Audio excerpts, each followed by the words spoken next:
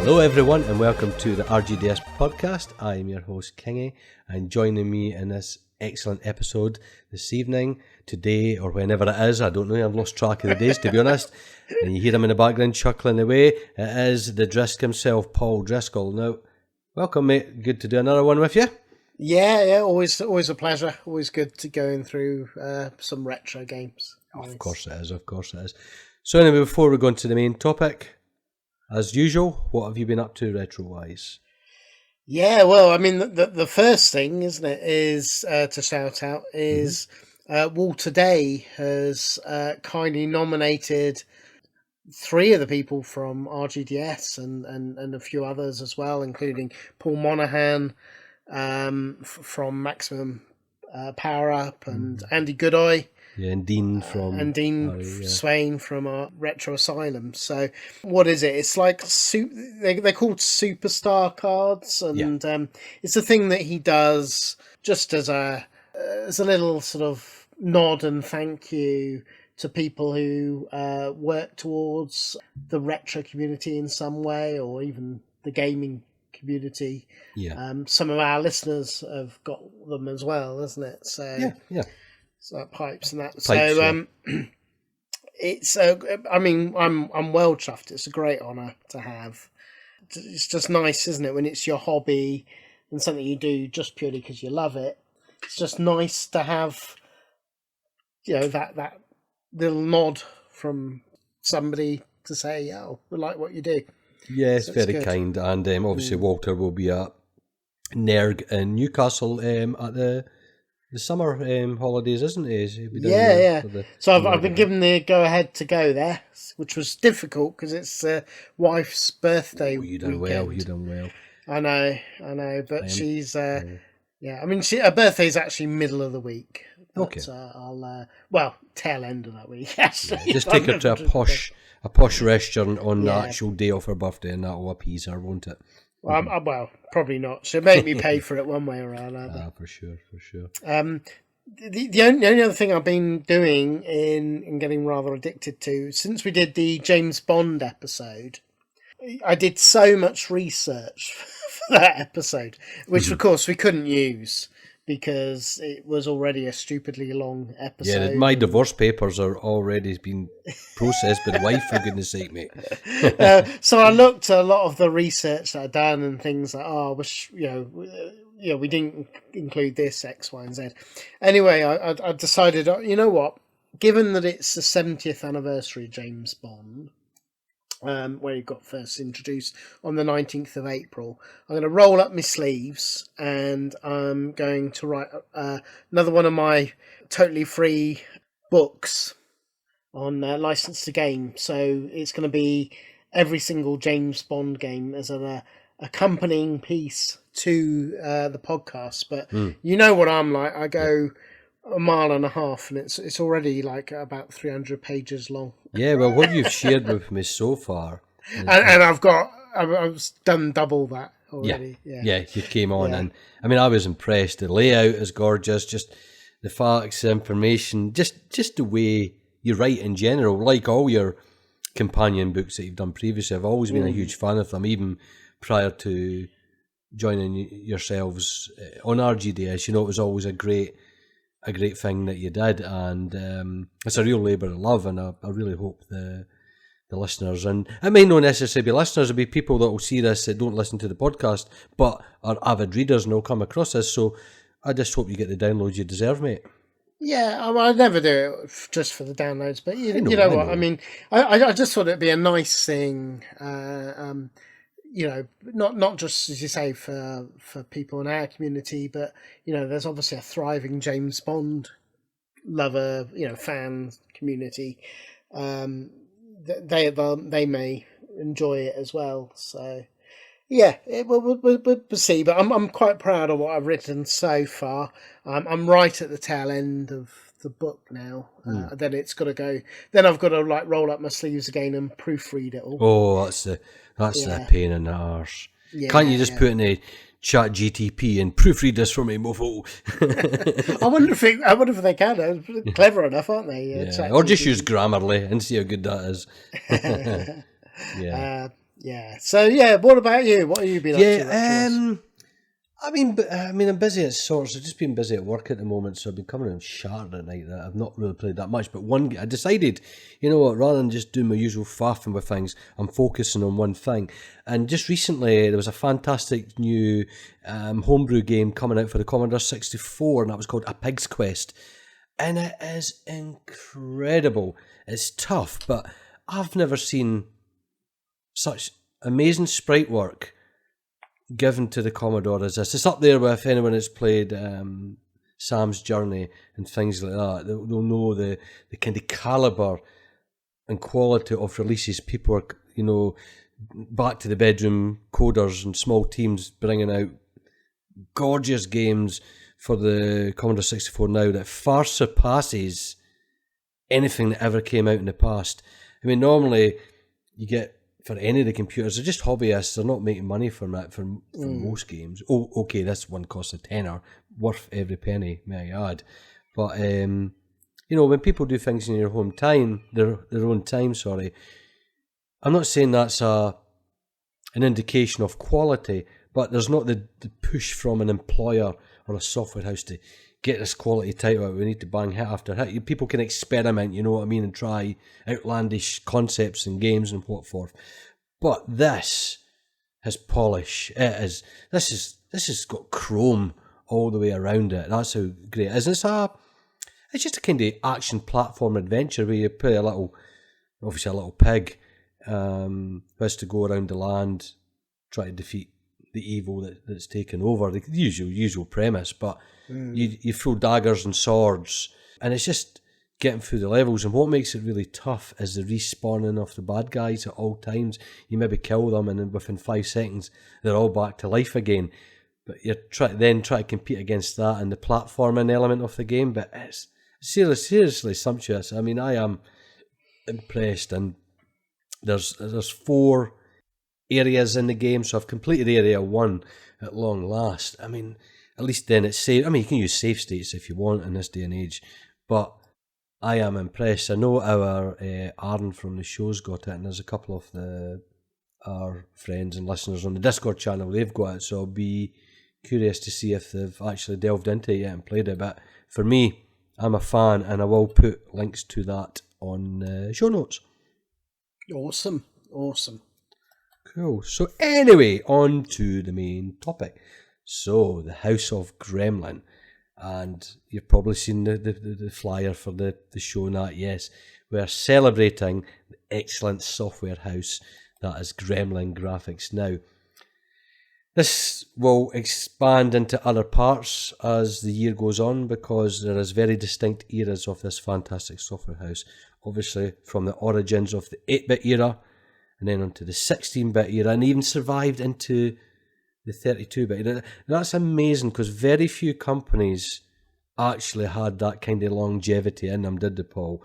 I mean, apart from Ocean, I'm trying to think of very much other software companies that steeped in the... not lasting that long. Not for as early, early days, right the way through. Yeah, I mean, amazing for humble beginnings, and to be honest, even after they got bought out and no longer, it's not like they went tits up like a lot of other companies. They got bought out, and even after that, when they were Infogrames, they were still creating quality games. Like we've covered like Wacky Racers, and things like that on the Dreamcast. So, and even before that, they just always were quality.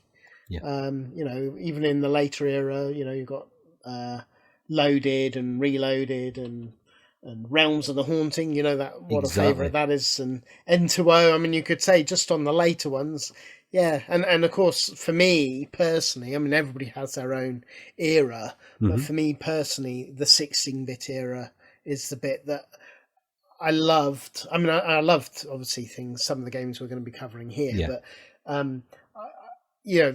I guess that was the era where I was probably at my peak for playing video games, was the 16-bit era. It's like to call that your gaming informative years. Yes, yeah. so to speak. Yeah, I mean, you're right. You said humble origins, and what Paul was alluding to is, well, they didn't even start off as a software house. I mean, in Carver Street in Sheffield, and way back when microcomputers were becoming the thing, we had a shop, a micro shop that sold computers and games, basically opened up, and that was in partnership with Ian Stewart and Kevin Norburn. They kind of had backgrounds in retail, but they had this desire to get into the whole business of games publishing eventually. But anyway, the software house had its origin steeped in just a shop, and I think that's fantastic. And most of the part, because this was this cool hangout shop in Sheffield, the amount of kids that would go there and bunk off school and whatnot, or bunk off college and everything else, it just wasn't for them. But this shop made sense to them. The computers are out. The shop quickly realised that, inverted commas, in-house, that there was talent there with the capability of creating games, because you had the youths, imagine the rock stars of the day prior to this, like Matthew Smith and Eugene Jarvis, creating games, and they saw the potential and raw talent in these kids, and this is where then the foundation was built of, like, let's use these people and get our games on the market. And I think that's incredible, it's it evolved naturally, would you say? Yeah, I mean, absolutely. I mean, they were just so lucky with the many huge names in the gaming industry just happened to be kids turning up to this computer shop and mucking about on the computers, and they were like, went from there, wasn't it? I mean, you've got people like Anthony Crowther, I mean, God, he's still a major force in the industry. You've got Sean Hollingworth, isn't it? Just and of course, it was through a lot of these games that they were doing that sort of gave people like, admittedly slightly later on, but Ron Hubbard and people. Yeah. It's amazing, really. I think Ron Hubbard was unemployed, wasn't he? Rob Hubbard. Sorry, did I say Rod? Yeah. Sorry, Rob. Run, Hubbard. run. It's been a long day at work. Rob Hubbard. I mean, he was unemployed, wasn't he? Yeah. And he got the job through. They had to buy his train ticket because he's like, well, I haven't got any money to turn up. and of course, I know we don't want to go too far ahead of ourselves, but just to give the overall encapsulating, it's Gremlin where core design came from. Yeah. And of course, core design, Tomb Raider. I mean, they are really the bastions of the British game industry. They're so vitally important. Yeah. Really, and I think really that's important. where it's good to celebrate this software house right at this stage and go through a lot of games that we would like to champion and for people to try, because they're just absolutely incredible. So it's interesting as well. We obviously mentioned Tony Crowther there, and he was another buy-in partner to Gremlin Graphics then when they were evolving from the shop, right? So Kevin and Ian, they both, I think it was something like $5,000 each. One of them remortgaged his house, for goodness sake, the usual risk you hear that people are willing to do. But some people are so savvy and have belief in the thing they're going to do that I mean, I would shit myself if I remortgaged the house, just for a financial adventure. I just wouldn't have the guts, would you? You know what I mean? No. Too much at stake, And he had family and all the rest, and it was just mental. But Tony, rather than buying in his $5,000, he promised then, well, I'll make you a game for free, which ended up being Gremlin Graphics' first title, which was Potty Pigeon, but more than that in a little bit. So, on to the games then. I was thinking how to do it, and in general, I'm going to go through chronological order, but I think what I want to do first, if you don't mind, is cluster the Monty Mole games together, because it's easier speaking about them as one whole thing, and then we'll go through the sort of the other chosen games, if that's okay with yourself. Yeah, mate. I'm always happy to talk Monty Mole. Monty Mole.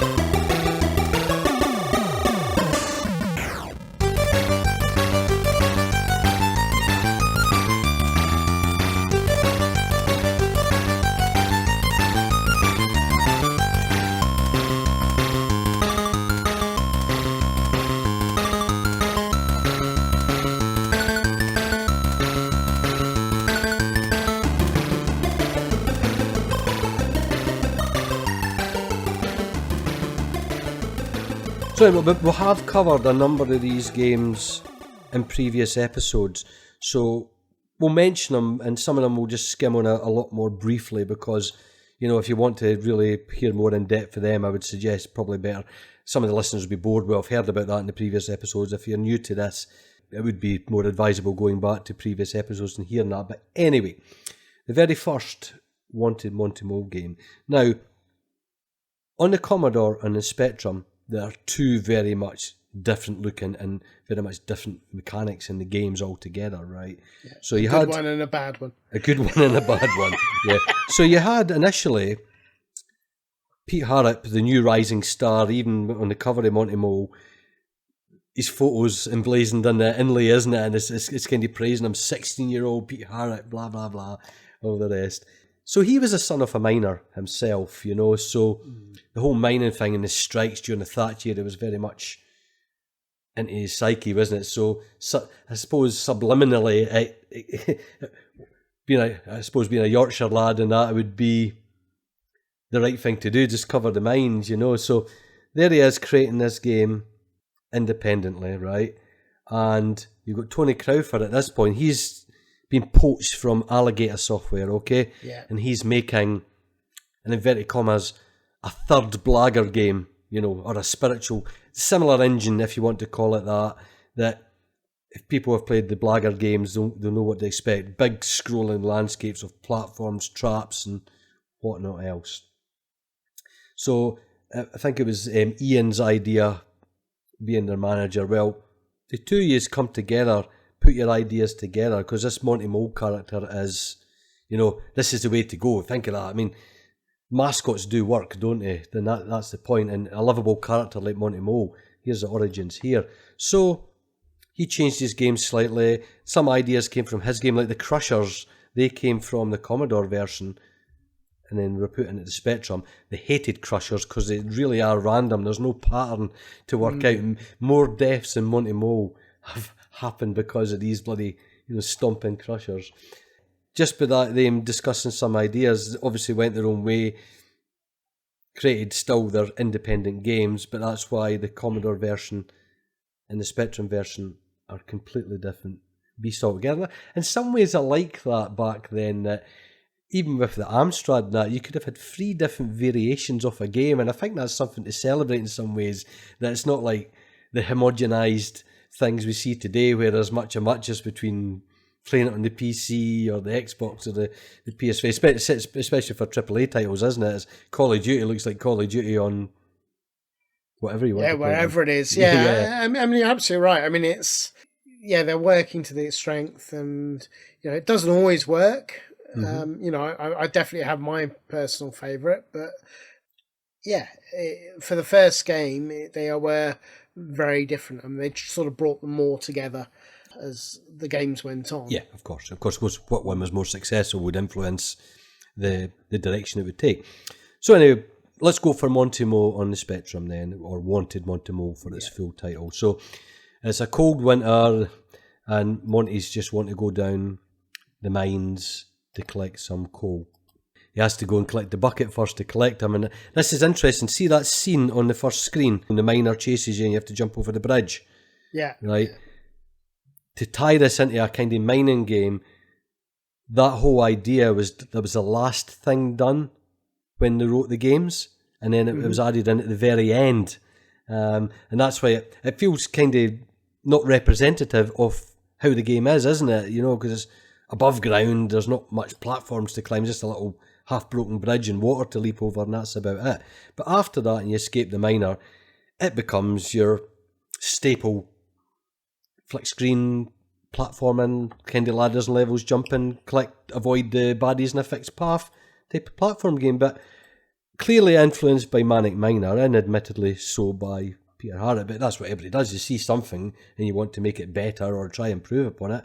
This is kind of an example of that. And you have to basically collect all the coal throughout the game.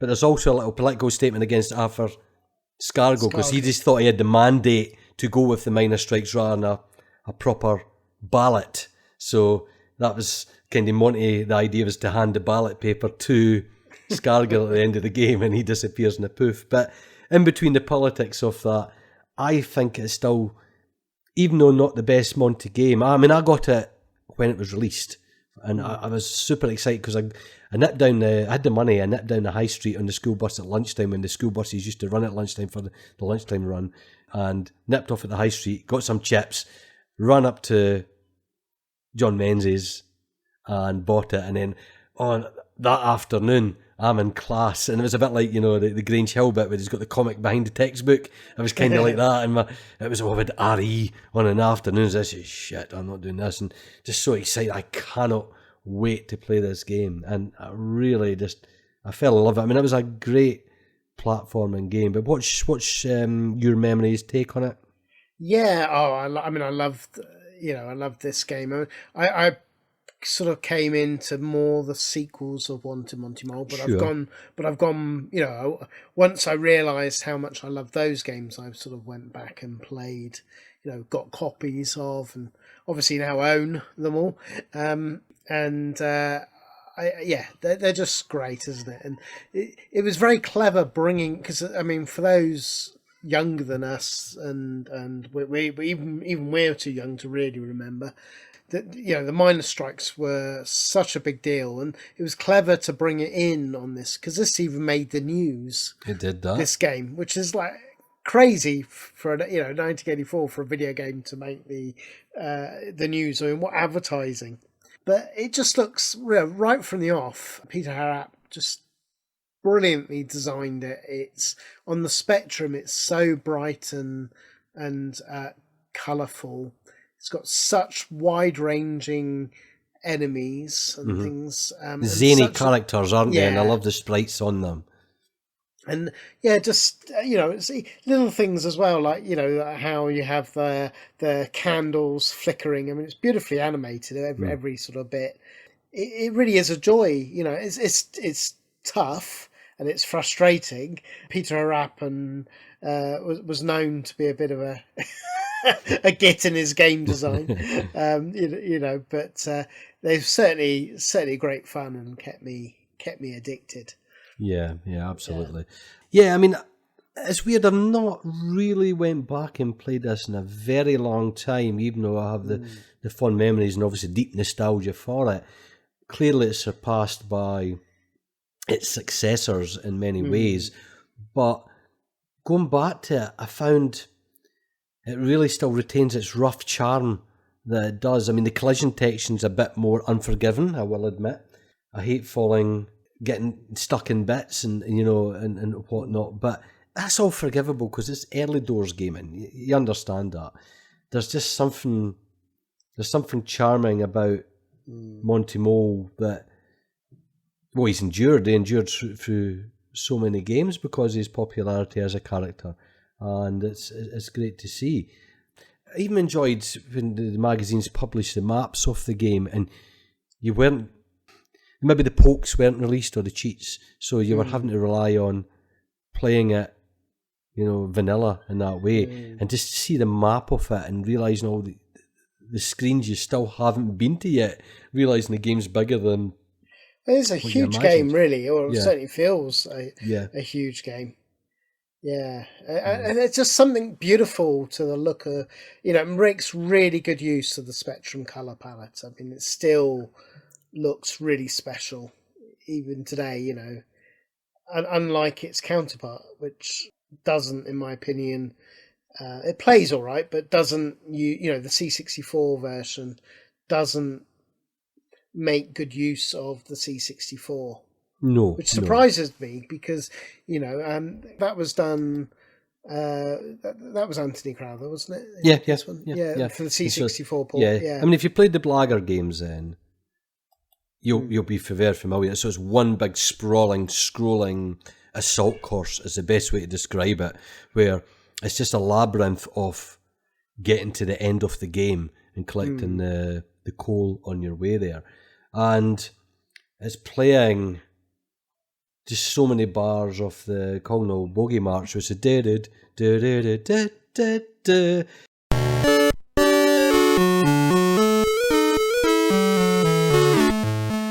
it grates after a while, doesn't it? It's not. I mean, the SID chip's a wonderful music chip, but it's not exactly pushing it to its limits, is it? It's just a very basic BP tune, almost just on one channel, to be honest. But I remember, though, the thing is, I saw, before I bought my Monty Mole, my mate who had the Commodore across the road, his brother had bought it, because that's how he got into the Commodore himself. His brother was a lot older than him, about 10 years older, and he was a Commodore fan.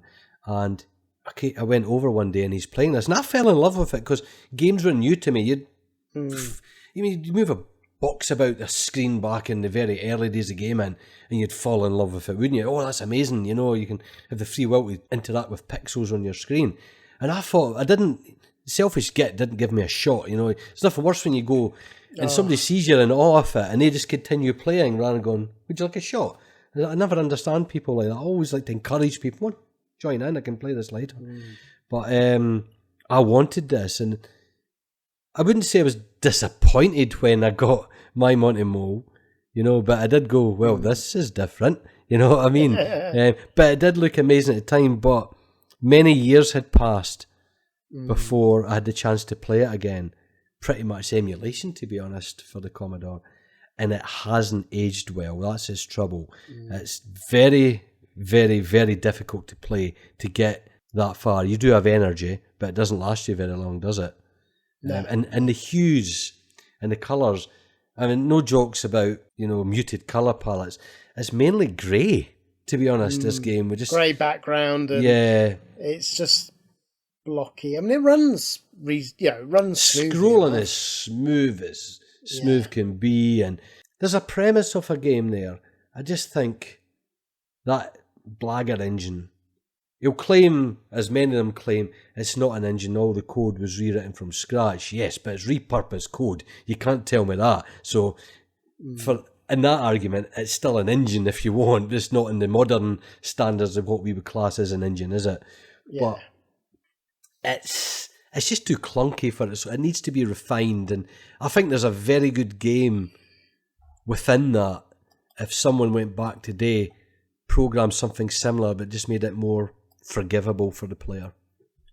Yeah. Well, I mean, it's case in point that they followed, the sequels followed on, didn't they?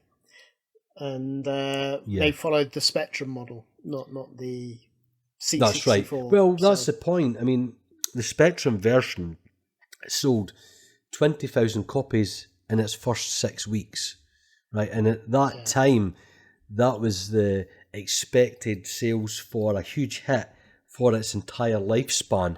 So that clearly put Gremlin Graphics on the map. That was a very successful title for them, and well done to them for that.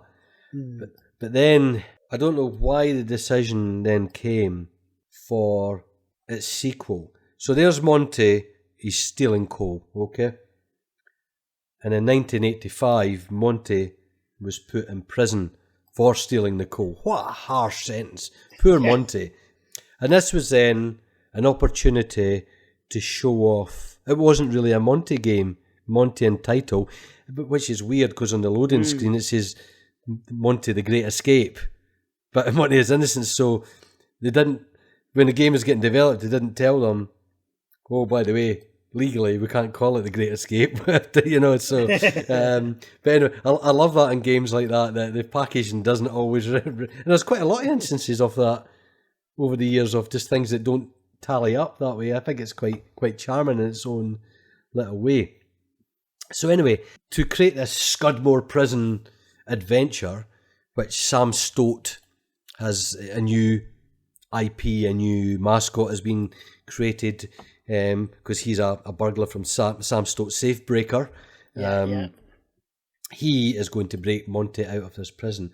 Now, who was brought in to make this game? A man, a certain, well, he was a kid then, but a certain individual that made me swear about a game in our Gaming Turkey's episode, the author of the Jack and the Beanstalk trilogy, Chris Carey. My God, I didn't twig back in the day that it was him. I only knew in retrospective years when you're going back looking at information. I didn't always read the information, probably because it was a pirate copy, probably, rather than the original. I've actually got the original these days. I mean, for the people that played the Jack and the Beanstalk series, please go, or haven't, go back and listen to our Game in Turkeys episode where we wax unlyrical about the frustrations of the collision detection and how hard that game is. So don't get me wrong, how he done the masking and the colours and the big bold sprites is incredible. But this isn't a Monty adventure, is it, Paul? This is a very much different looking beast. Yeah, it's a Sam Stout adventure where it's a kind of Casson. a pseudo 3D environment that you use the whole screen and you have to wander about, break into the prison, wander about the crazy areas and find out which cell Monty is in, break him out, and while he's following you, get out. But the collision detections in this game are just as bad. Even though if it's meant to be 3D, if your head collides somebody's foot, clearly you're not in the same plane as them, but the game detects that as a collision detection, doesn't it? And you die. It's like, no, Jack and the Beanstalk revisited. But it is bold and colourful. I do like the graphics in this. And there's cute sprites, coppers, or prison wardens, and chefs, and mad axe murderers. axemen, axe murderers that are free to roam the prison. It's like, that's not a very safe prison. I mean, I think this instilled in me... Policemen, which I hope are holding their truncheon. Exactly. I mean, it was much criticised that this was a Monty game trying to be shoehorned into the Chris Carey universe. He's denied it. He's another person that says, no, the engine was built from scratch. Yes, but it's his signature, isn't it? That's the best way to describe it, isn't it? Now, I'm not saying this is a terrible game, because I was able to play this and managed to escape with Monty. So I did become very good at it. So I did like it back in its day. It's just maybe a little bit dated now, but I would say if you're going to play the Monty games, I think you've got to give this a go. Would you agree? Oh, yeah. No, it's a bit of fun. It's a bit of fun. And at least Monty Mole appears in it. Yes. Even if you can't control. But and I'd also say it's worth, give Sam Stout Safebreaker as well, so you know his little backstory. Not that there's much story, but it's a nice little game, and watching... I like the ending where you free Monty and it's off into the sunset, and you've got beautiful pink trees and everything. It's I think it's a nice inclusion. Great sense of depth. Yes, isn't it? Obviously it's not 3D, but it's 2D, but very cleverly done to give you that feeling. Yeah, some of the corners you go around, or it looked like there's a wall there's nowhere to go, but if you walk against the wall, it goes round the back of it. So there's areas that are not necessarily obvious to go, but what it does create is a good exploratory game. And that's what we loved doing in games back then. It was exploring a zany world, wasn't it? And it was really good for that. Yeah, I certainly like it, and I certainly count it as part of the Monty universe. Mm-hmm. Yeah, no, that's fair enough. Yeah. I think the biggest problem with it is, for me, is once you become proficient, you can win it in a couple of minutes. Yeah, it's not a big game, is it? No, but once you know, there's only a few places, Monty, if I remember correctly, there's only a few cells that Monty can be in, so it's getting the right key to escape Monty Fraught, and once you go into the cell, you're surprised with the big splash screen, Monty is here. And then once you get out of the prison, they're off into the sunset, But it gives you the time at the end of the game. So the game's got its own internal timer. So I would say that's probably one of the earliest kind of speedrun games I ever recall, to be honest. Yeah, probably. Yeah, you're right, with the timer and everything. Yeah. I hadn't really thought about that. Yeah. Yeah, there's maybe other ones, but it's just the one when I was thinking about it, I can't think of any earlier, to be honest.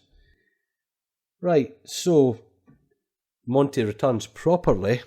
Yes. In 1985, which to me is by far the best Monty Mole game, in my opinion. Some people might like the one after it, but this is Monty on the Run. And at least this time, Pete Harrop is back. Yeah. For the Commodore, which seems to be far more memorable, but that's to do a lot to do with Rob Hubbard's absolutely fantastic music.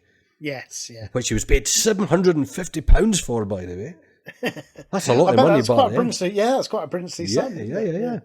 So the newly formed subcontractors, if you want, micro projects, who had Matt Rogers, Jason Perkins, and Anthony Clark, they done the conversion over to the Commodore for that. But Monty now is on the run, and he needs to escape the UK. And at the start of the game, before you even play it, you need to collect 5 items from the Freedom Kit. And if you didn't collect the right items, you could not complete the game. That's the crazy thing. And that's the only other game that ever had that was The Great Escape itself, wasn't it? That I recall, where you had to get the right items, you know. So do you remember, because I've played this game enough, do you remember the items you need to choose correctly to win the game? No.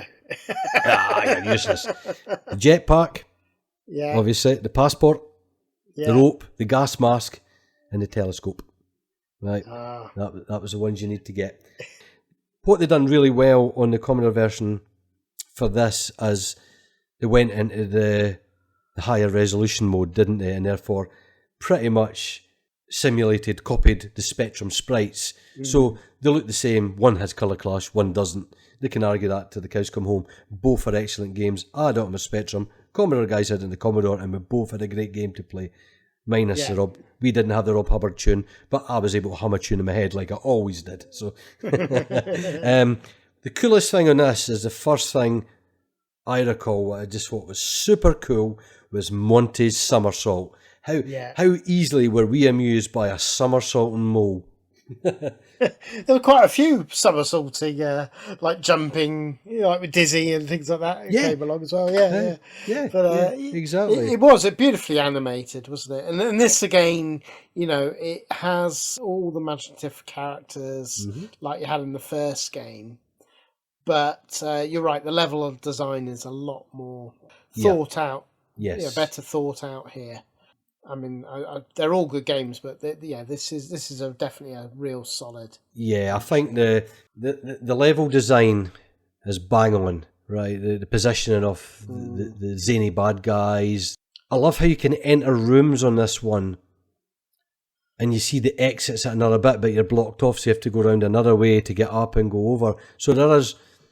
I'm not saying it's got multiple directions. It does lead you in the one way, but there's a few multiple routes in this game that make it just a bit different. There's a bit more freedom within the game. You certainly feel. And that's what was so wonderful. I loved with these early platformers. And, sometimes you get it with some indie games today, but it's something that got a little lost, wasn't it? When, the world went to try and recreate Console and Sonic, and look at it like Zool or even before that, like as much as I love Chuck Rock and things like that, they went a different way, didn't they, with platforming? Yeah. Whether there's something beautiful about the flick screen and, basically the model of Jet Set Willy and Manic Miner, isn't it? That idea, let's take that and then absolutely dial it up to 11. Whereas scrolling games, right, which modern ones did, nothing comes in the same surprise of what comes next because you see it approaching you. You do not know what blinks in front of your eyes until you hit that exit part of the screen and the next screen loads. Wow, and there was always that element of surprise. And another thing I miss, which, all the 8-bit games done that, probably, started off with the name of the Manic Miner levels, or the Jet Set Willy rooms is the name of the rooms that you're in. Yes. Okay, Monty itself is more the area you're in. You're in the house. You're in the escape tunnel. You're in the sewage works, or you're in the tree stump, or the it's Sir Clive's C5 drive, which is a brilliant bit in the game where it becomes almost a Daredevil Dennis part. I love that. There was a different, rather than it just being a platformer, just for even 5 screens, it become this crazy vehicle jumping game, and I just loved it. I just so much imagination. Yeah. I just love the sprite work in general, and I still love sprite games to this day, and I love spritey platform adventures.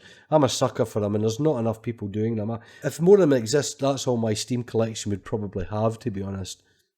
Yeah, no, I'm the same way. I do love like a well-designed flick screen like this, because you're right. It's every game, every level, every screen was a unique challenge, and you'll be like, where am I going to see next? Isn't it? Yeah. And you say that total freedom, shall I go this way? It just felt so much more open than perhaps to use Chuck Rock again. As much as I love that, it is the traditional left to right. You see the same thing again, or you tackle it the same way. Yes, absolutely. They just don't make games like this, and they started to wane off even as this series continued, as we'll mention as we go into the other games. But to me, personally, I think this is the pinnacle of the Monty games.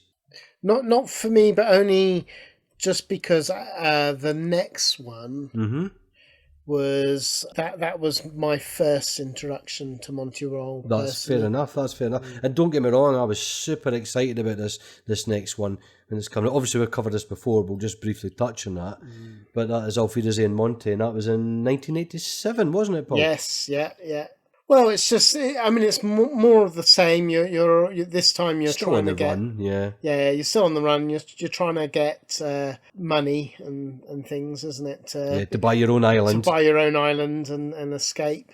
It's just that little bit more polished in terms of, you've got your jumps. I love the way that if you're jumping up to another platform, you do the spin. Well, that spin jump. Runs. See, when I first discovered it, I thought, just in awe of a simple animation of him, almost if he was 3D and rotating around, his sprite work, and that's incredible. Yeah.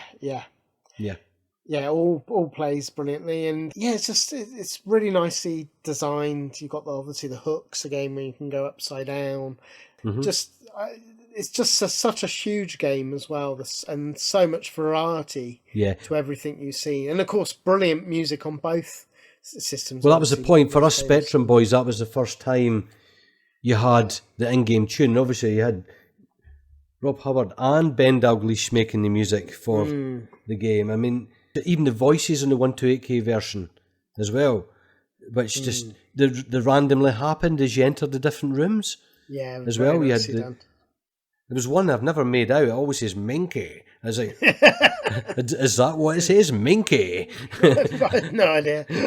I always say that anyway. But I love, again, another thing we were amused with was synthesized or digitized speech in games. Yeah, it was so cool, wasn't it? So futuristic. It was very cool. And the aeroplane section was quite smart. Maybe a bit underdeveloped, but it was a nice touch. Yeah, it works. As I say, it's nice to have that variety, and that was particularly well done on the C64. I will say the flying bit, I thought was done quite well.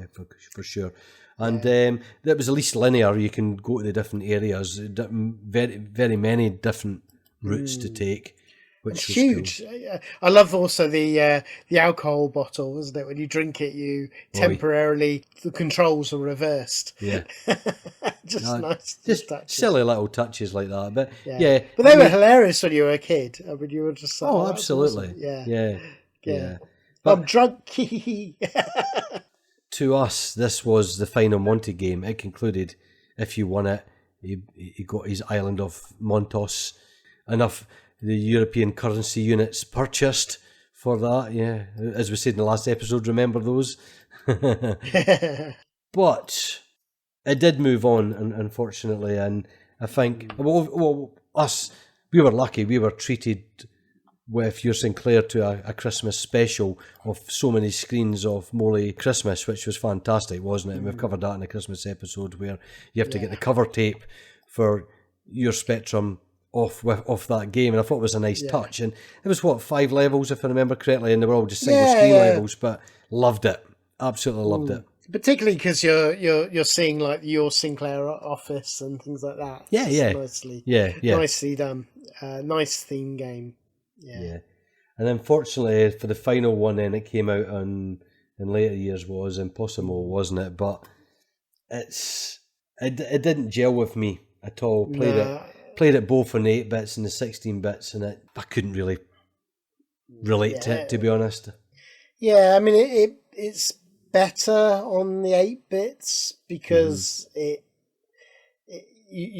guess the bar is lower in terms of these sort of platform, scrolling platform games. But yeah, it's done by Core, so you would think you would think they would have done something more when you think of games like some of the games like Rick Dangerous and things. Yes, good example. Yeah.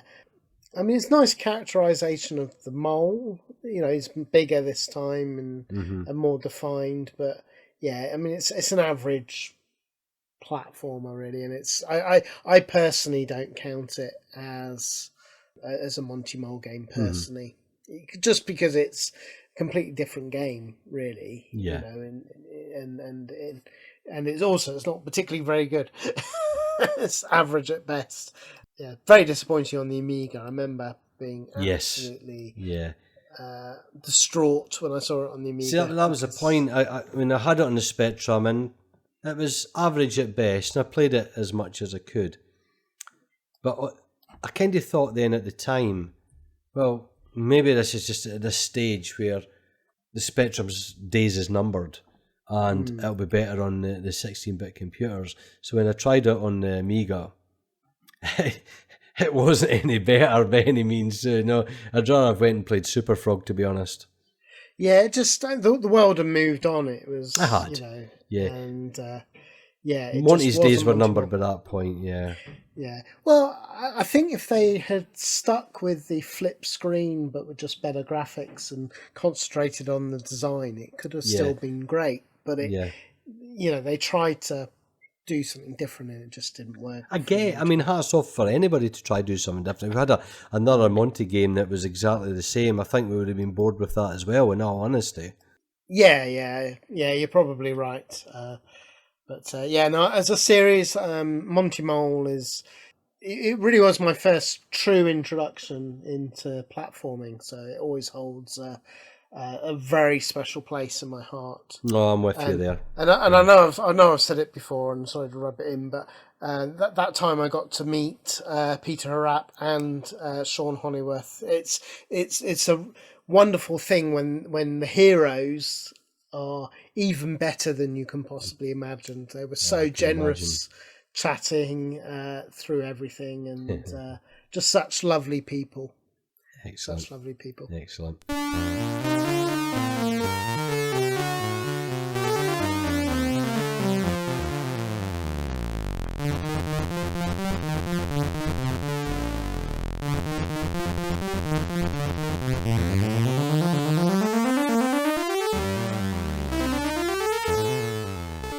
So you were mentioning Sean Hollingworth there. Good timing, mate, because Sean Hollingworth did a conversion. So this time round, like I mentioned earlier, Tony Crowther's buy-in was to make a free game, which was Potty Pigeon. Yeah. So we got his one. Then Sean Hollingworth was to do a conversion or an adaptation, if you want, of it for the Spectrum. Now, they are very too much different beasts altogether again. Okay. So obviously with the Commodore one being first, let's discuss that one first, mate. Yeah. So I like to call this a poop 'em up. Right? Yes. Yes. So Percy in this one has to build his nest, right? So it's kind of basically influenced by the pigeon flying around Sheffield, because there's a Gremlin Graphics building, there's a Just Micro shop all there, and it's a scrolling kind of shootery thing where you have to avoid everything on the screen, the cars on the road, pick up the twigs, get back to the area for the nest and build it. So very simple in that way, but obviously takes into good power the Commodore 64's ability for hardware scrolling, isn't it? And it's a very tough game on the Commodore. But the point of making about a poop 'em up is that's all Percy can do to defend himself is poop from a high height. I mean, they are rancid jobbies he's doing. The damage he does to the cars and the, helicopters or whatever else. It's like, oh my God. Well, what makes it funny is the which is even darker if you think about it. On the box, I guess because they were worried about saying, you poo on the enemies. They say Percy drops an egg. Mm-hmm. An egg, that's right. Dark. He's dropping his children as a form of weapons. But no, it's definitely poo. Yeah. I always saw it as that. And it appealed to your kind of puerile kids' humour back in the day, being able to do that. That's how I spent my time, was just destroying car roofs rather than I'm not building this, I'm just going to poop on cars. Every time I wash a car, it happens to me, so I'm going to take my revenge on the other cars of the world, It's quite a limited game, to be honest, but it's a lot of fun. To our listeners, if you've not encountered it, basically the idea is that you're Percy Pigeon, and you've got to build a love nest for your better half. Mm-hmm. So the idea is you fly around, you pick up twigs that are on the road. Try not to get hit by anything. So to begin with, you've just got like kestrels and things like that. Yeah. And the cars on the road, but you can poo on them. And then you just take it to where you're building your nest. Which isn't really that obvious on the Commodore. No. Yeah, it's quite difficult to see where it is. But, once you learn where it is... That's it, you know what to look for, yeah. And then it repeats, but with more difficulties. You get hawks, which are absolute gits because they will follow you around. Yes. You get aeroplanes, and it just throws more and more at you. I guess by the time you get to level 3, you will just die. It's as simple as that. Yeah. I don't think you'll get any. I've certainly not got any further on the C64. No, well, I've played it in trainer mode, as these days most of the. The snapshots or whatever, they've got a trainer version. It's the only way to see the entirety of the game, because I was never been entirely good at this version. But it's a very much Tony Crowther engine. If you've played, there's other ones we'll mention coming up, like Suicide Express and that. His games are a bit like a signature, aren't they? They're very recognisable.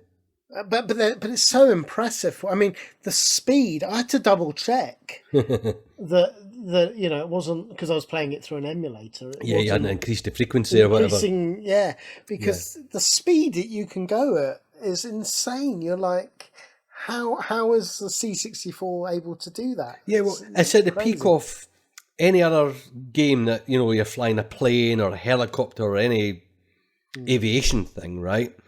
You can't play any faster, it would be impossible, right? So it's as fast as your human eye can see it. And you're right, I don't recall very much other games that just tear along at this rip-roaring speed as this. Yeah, definitely. Very technically, very impressive. And it is, once you've seen like the first 3 levels, that's pretty much, I guess, all there is to see. It just gets faster and faster. Yeah. But yeah, it's an engaging little arcade game, really. Yeah, it's that. Exactly. When you consider the age and the age that Andy Crowther was when he was doing these games, still really a school kid. It's impressive, really. It's all one to go back and look at these games retrospectively if you have not played them and scoff at them. But in their time, when you saw them, it flung everything at your eyes. It was a complete eye candy, these games, and it was like, this is sensational. And I think it is a good example of an early years Commodore game. In all honesty, I would say people remember a lot of things from this kind of middle period, but I like delving back to this early era. I think there's real gems within there to be found. Oh yeah, definitely. It was interesting playing the C64 version. Because obviously, nostalgic wise, it's a Spectrum version that I'll always remember, and it might be the nostalgia playing, but I prefer playing the Spectrum version. But having said that, it's undeniable how impressive it is on the C64. And yeah, I'm with you. I've reconnecting with it. I've got a newfound respect for the Commodore version, right? I used to always... I like both, but kind of scoff at it because I played the Spectrum version to death. It was one of the most earliest games I got for it, and I just loved playing it. Now, it's a slight different premise here where Percy needs to feed the chicks in the nest. So you have to go about, it's a flick screen landscape this time round with identifiable buildings that you saw on the Commodore version. But it's a different beast altogether. So Percy can land and walk on the ground, find some of the worms there, or it could be up in high branches. They just appear wherever they bloody want, to be honest, And likewise, when you're flying, like with the Commodore version, when you're flying back to the nest, if you poop, you'll lose what you've got in your mouth and you have to go back to the same area where you got it again. But I love the first screen where the chicks are in the nest, and you've got the spider coming down from the tree. You can go that way or go to your right. So it's a whole wraparound game. Both versions are a wraparound game. But it looks very distinctly Spectrum, this one, doesn't it? There's no denying that. It's a lot clearer to see. And I do think it works better in many ways, the idea of feeding your chicks, isn't it? Yes. Partly because it's easier to see the worms because they're animated, so they're sort of jumping out at you, and also it's easier to see the nest, isn't it, as well? And it just makes good use of the good use of the Spectrum color palette, where it is bright and colourful in its own way. Yeah. Now this one itself inspired me. This is one of the remakes I've actually made. And Sean Hollingworth commented on it on my websites, when I had a website way back in the day, on the forum, just saying that, this far surpasses anything I made back in the day. And I was like, oh, wow. It's like, what a lovely guy. I was like, it's not really, but thank you all the same. But yeah, it's a very charming, very much of its time is the best way to describe Potty Pigeon. But yeah, I think both hold their own. Both are great. Yeah, both are great, and more importantly, they're using the strengths of the relevant machines. That's the point. Yeah, absolutely, and that's a good thing. Rather than trying their hardest to copy it, if the Spectrum tried to copy the speed of the Commodore and all this, it would have been a disaster. Oh, it would have. Yeah. Particularly I'm convinced that the castle on the Spectrum one is Norbrick Castle from Blackpool, because it looks just the same. the place where Play Expo is housed in Blackpool. Just that might be my imagination playing, but that's fine. No, that's fine. Yeah. That's fine. So going back to Tony Crowther, then. So in 1985, he created a spiritual successor to Loco, which was on the Alligator software label again, but he created Suicide Express. Welcome to Suicide Express.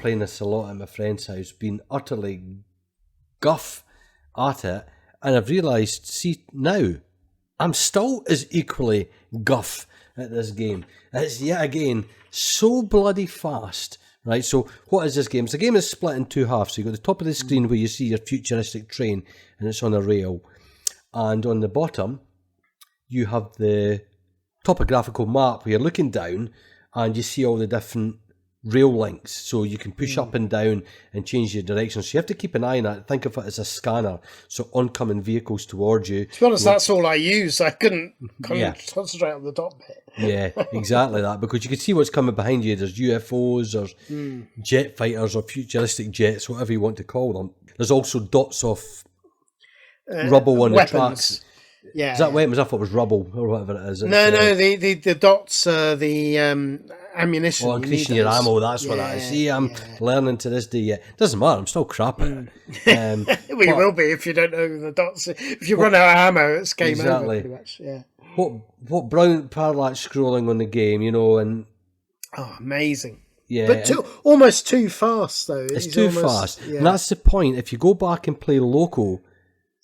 If you've ever have you played that at all? No. That is a lot more slower and sedate, and it's a steam train, and it's more about avoiding. You can do your puff. So if like this one, if you keep your finger on the fire button longer, that determines how high your missile launches. On local, it's the puff of steam that you just release that, and you see the enemies behind you, and you can hit them. But it's a lot slower and far more playable, and in my opinion, a far more enjoyable game. But This oozes very much an arcaded, as in 10 pence arcade game. This one that will guzzle your coins. I mean, I'm not good at it, and if any of our listeners were far better than I am at it, please let me know, because I can't. I mean, I watch playthroughs and that, and it's like I'm not even. I couldn't even tell from the playthrough whether I just got cheats on or not, to be honest, because it's just that bloody fast. Yeah, I mean, that was my sort of takeaway with it. Is technically it's really, really impressive, but to be honest, the visual bit is which is so. Just to our listeners, if you're imagining it, the top half is from the side. You're seeing the side view of the train, and you're seeing all the backgrounds, and looks fantastic. There's so much detail, but you end up looking at the bottom half of the screen, which is the overhead map. Because that's really the only thing your eyes can keep up with. You've got no hope. So you've got all this beauty happening on the top of the screen that just is wasted, really, because it's all running too fast for you to tell what the hell's going on. To the point where it's almost a distraction, because it's drawing your eyes away from what you need to see, which is the map. It's a nice idea. I've got no nostalgic memories of this game. Okay, that's fair enough. This was completely new to me, if I'm honest, for the show.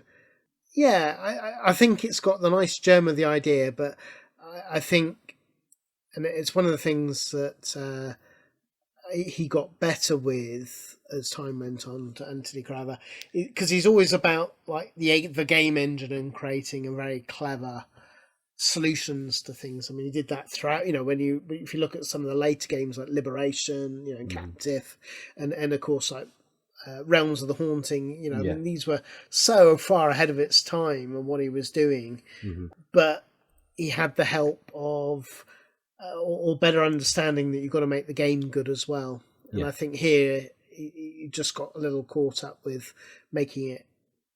Showing off his skills as a programmer. Yeah. But still, glad I played it. Because it's one.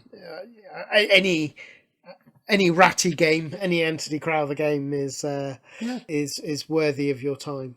He doesn't really make bad games. No, absolutely. So sticking with 1985, very different beast here. A game I still play and enjoy to this day yet, and that is Bounder.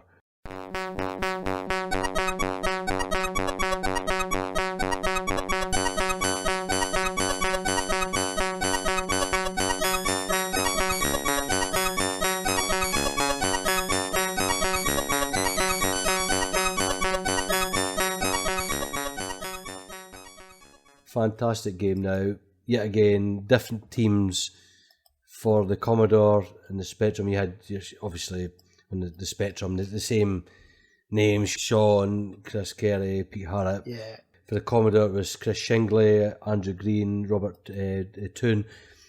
But the same game, and on the Amstrad as well. Let's not forget that as well. So what is Bounder? It's a top-down bouncing tennis ball. I wouldn't call it a puzzle game as such, but you know, it's just a game of dexterity where you're high up in the altitude and there's floating tiles and only, you know, and there's moving bad guys on fixed paths and different tiles do different things, and the idea is to get to the end of each stage by bouncing your way through it and not falling through the cracks or the gaps in between. Quite a tough game, but I had when this first came out, I thought this was visually stunning, you know, just the ball bouncing, and as it goes higher in the air, gets bigger, the way the scrolling goes up in the landscape. A lot more better parallax scrolling on the Commodore version, I may add, but I think whatever version you played it on, you equally had a really good game to play. Would you agree? Oh yeah, definitely. I mean, it's just such a nice idea. It is kind of a puzzle platformer. Because but you're right, it's all about dexterity. So, you know, it's landing on certain tiles or make you jump further, and it's all about timing and working out the path to get to the end of the level. Yeah, a lot of memory involved with it. Remember what, like a shoot 'em up, knowing what waves are coming. I think that's a similar thing. With practice, you get better. And one thing I will say, because you know, I had a lot of fun with this. I'm pretty sure it was on a cover disc. That's probably when I first discovered it, or maybe it was a Dodgy Dave tape. Okay. I definitely didn't own the bought version, and yeah, I say nostalgically, I remember it very fondly in that time playing it on the Spectrum. A very tough game, but very addictive. One more go quality, and also gives you quite a lot of lives. So it's generous that way, yes. So you felt you had a fighting chance. But one of the things that I did for this show is I spent some proper time with the C64 version, because I thought, given that so many of the games we'd had actually covered in other shows, I'd make a point of playing it on different platforms. Yeah. And I have to say, it is vastly superior. I mean, they're both great games, but the you know, hats off. The parallax really gives a sense of depth, and also, as detailed as the Spectrum one is, it's sometimes, because there isn't that parallax, it's sometimes easy to get confused. It's messy in that way. Yeah, I agree. Whether on the C64 it just sort of makes sense. It was a bit of a shock having a red tennis ball, because I grew up with a yellow tennis ball, but you know, I mean, everything else is great. But yeah, I mean, I remember fondly the Bounder character, and yeah, it's one that it's a nice idea. And I've not seen it done that many times since. I mean, they sort of did it years later. Core did with Blob, didn't they? But it wasn't as good as this, to be honest. So this is I think it's a nice idea, and I quite like the bonus stages as well, where bouncing all the question marks. You've got so many jumps, and it starts off easy, but later ones, it becomes quite a puzzle to solve as you get further in the game. And as I say, it's just nice because all of these things give you extra points, and as I say, there's lives to pick up. So nice game, this one. Yeah, and of course it spawned a sequel as well. So you know, which is more of the same, a bit more refined than that, but yeah, both equally good games to play. And yeah, I think the cover sold it. I think you're right about the sort of iconic, you know, cartoony bouncing tennis ball bouncing off basically the rooftops of skyscrapers, isn't it? With a boxing glove coming ready to punch it. I think they done really well, considering it was a new IP, not following on with more Monty Mo or whatnot else. It showed that Gremlin themselves were, you're going away from platform games, which they predominantly did, or whatever else. So they're willing to branch out, you know, as a software house. And I mean, this game alone, I mean, we're speaking about Spectrum and Commodore, as I said, Amstrad, but you had it on the 16 and the Plus 4, the MSX as well. So, you know, I'm sure anybody that owned these systems and played it probably had a lot of enjoyment out, because it was a bloody good game. Oh, great! I've just seen it was on the April '91 Crash cover disc. That's where you got it from. And I've got it's amazing just looking at the looking at these cover discs. They bring back so many memories, because you know, I guess I'm going to play the youth card again. Here we go. But you know, I mean, because I was younger and I didn't have as much disposable income as you at this time. You know, I lived off these cover discs. That's fair enough. Because you know, you could afford the cover discs, and of course I was at that magic time where suddenly you were getting. I mean, you got 1, 2, 3, 4, 5. Just on this one cover disc, you got 6 games, and one of them was Bounder. There you go. Value for money. There's no denying that. Yeah. Admittedly, actually, one of those was a demo, but you know, awesome. Still, probably played that demo 100 times. Yeah. I think I did, because that was Toyota Celica GT Rally demo, there you go then. Which was good. Yeah, another Gremlin game. Excellent. So we'll see that 1985 is a very prolific year for Gremlin, because we're stuck in this period for a little bit for a few other games. So the next one, Sean Hollingworth is back and created probably one of my most personal favourite Gremlin games, and it is Gumphrey Supersleuth. Yeah. I love this game. So what is it? You play the part of a security guard in a department store. Kids today won't even remember what a bloody department store is, because they've all went tits up in this day and age. So you know, you've got this kind of retired old fat bloated beard-bellied guy that is just coasting, employed in his new job. He's probably been paid off from another job, and this will tide me over till retirement now. This is an easy number, not in this zany and quirky department store that is. This is not Are You Being Served, that's for sure.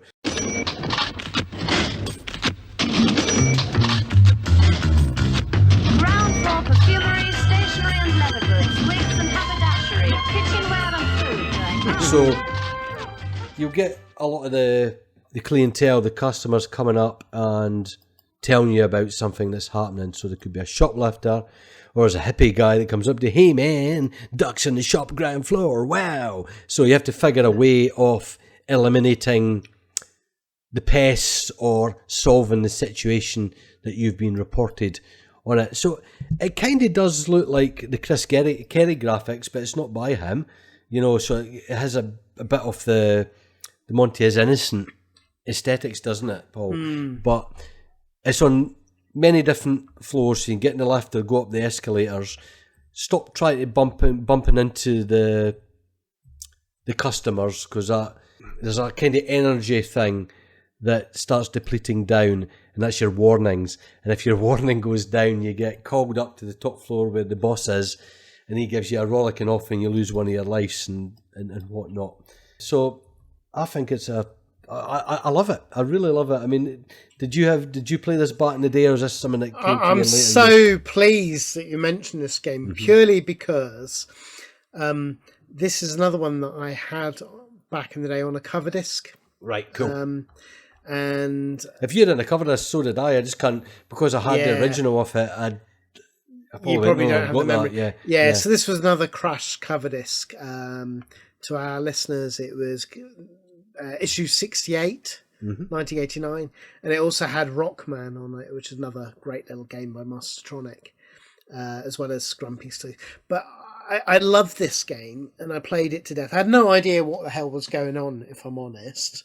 I now have a bit better idea, but it was just so amazing being able to go around this colourful store. But the reason I'm so thankful is because, to be honest, for decades, I could never remember what this is, because whenever I get the inkling to play it, I always think of, for some reason, Chubby Gristle. Yes, and then when I upload that game, I realise no, it's not this game. Now, what game was it? And this is the one. It's just great. He looks brilliant. he's animated. It reminds me a lot of Jack the Nipper. It is in many ways, yes. Yeah. Yeah. I mean, I don't think we would have a Jack the Nipper if it wasn't for this first. Yeah, I suppose, this is before, isn't it, Jack the Yes, Nipper? yeah. Yeah, this really, it's so cartoony. The characters are great. And there's They all just look so like much the detail. comics that we read. They look like Wizard and Chips or whatnot else. It does. It's brilliant. Yeah, it's just so much humour, so much detail to the whole shop, and Very British, isn't it? very British. And I love the orders. You get like the little ticker bar telling you, the boss telling you all the things to do, isn't it? And so, Well, you've got that because at certain times of the day, I mean, you've got to bring them every day because basically, if you're in the middle of a mission and it's a bit like the end of the day in school days or some influence from Technician Ted because it's time sensitive on the clock at the bottom, if you don't complete it, the next day begins and you have to redo that task again. But every single day, no matter what you're doing, at 10:30, you have got to go with a cup of tea and take up to the boss. But at 2:30, everybody, listen to this, 2:30, you've got to bring Sir, the boss, a drink of booze. Listen to this.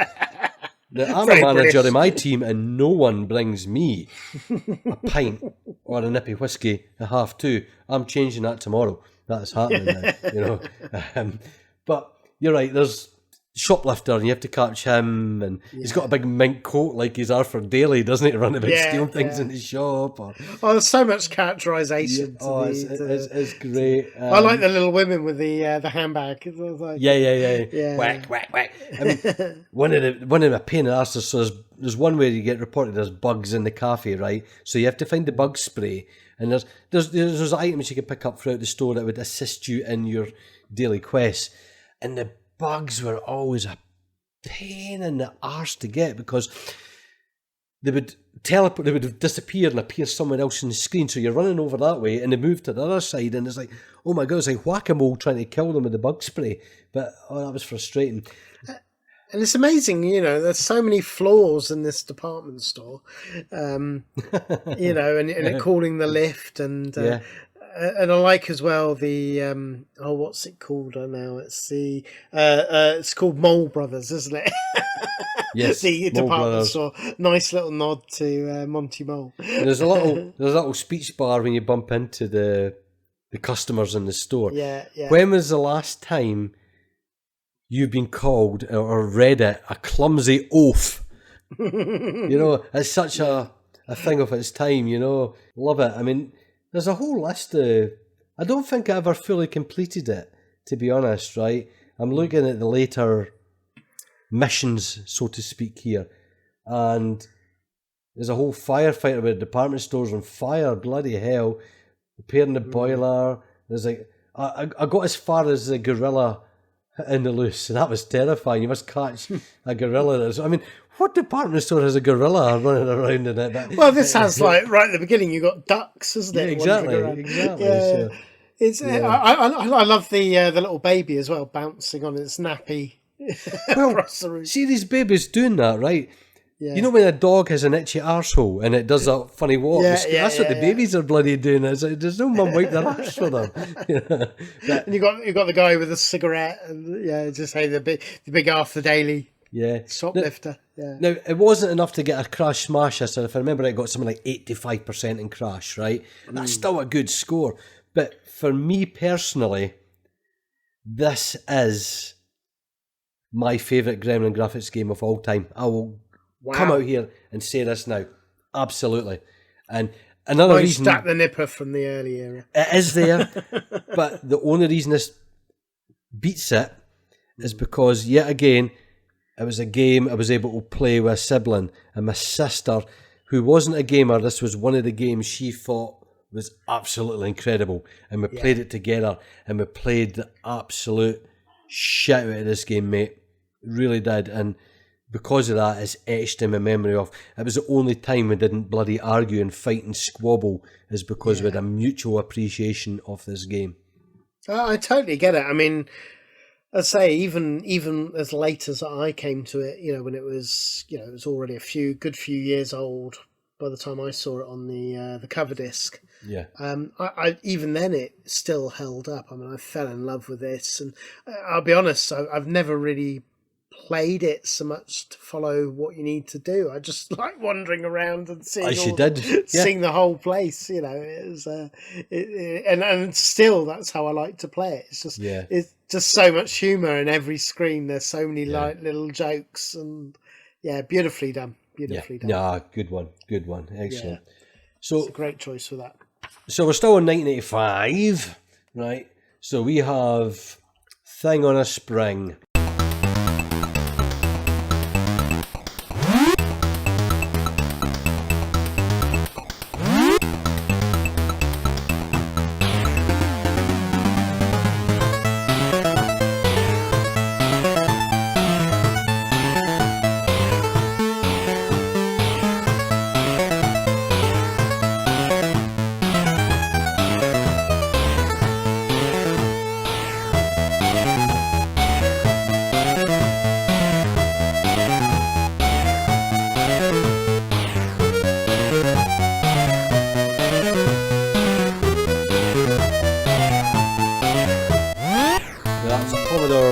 Game at this point. We had the sequel, Thing Bounces Back, but it's got a bit of a weird history there, because there was a fella called John Flynn that was employed to come in and create this new Thing.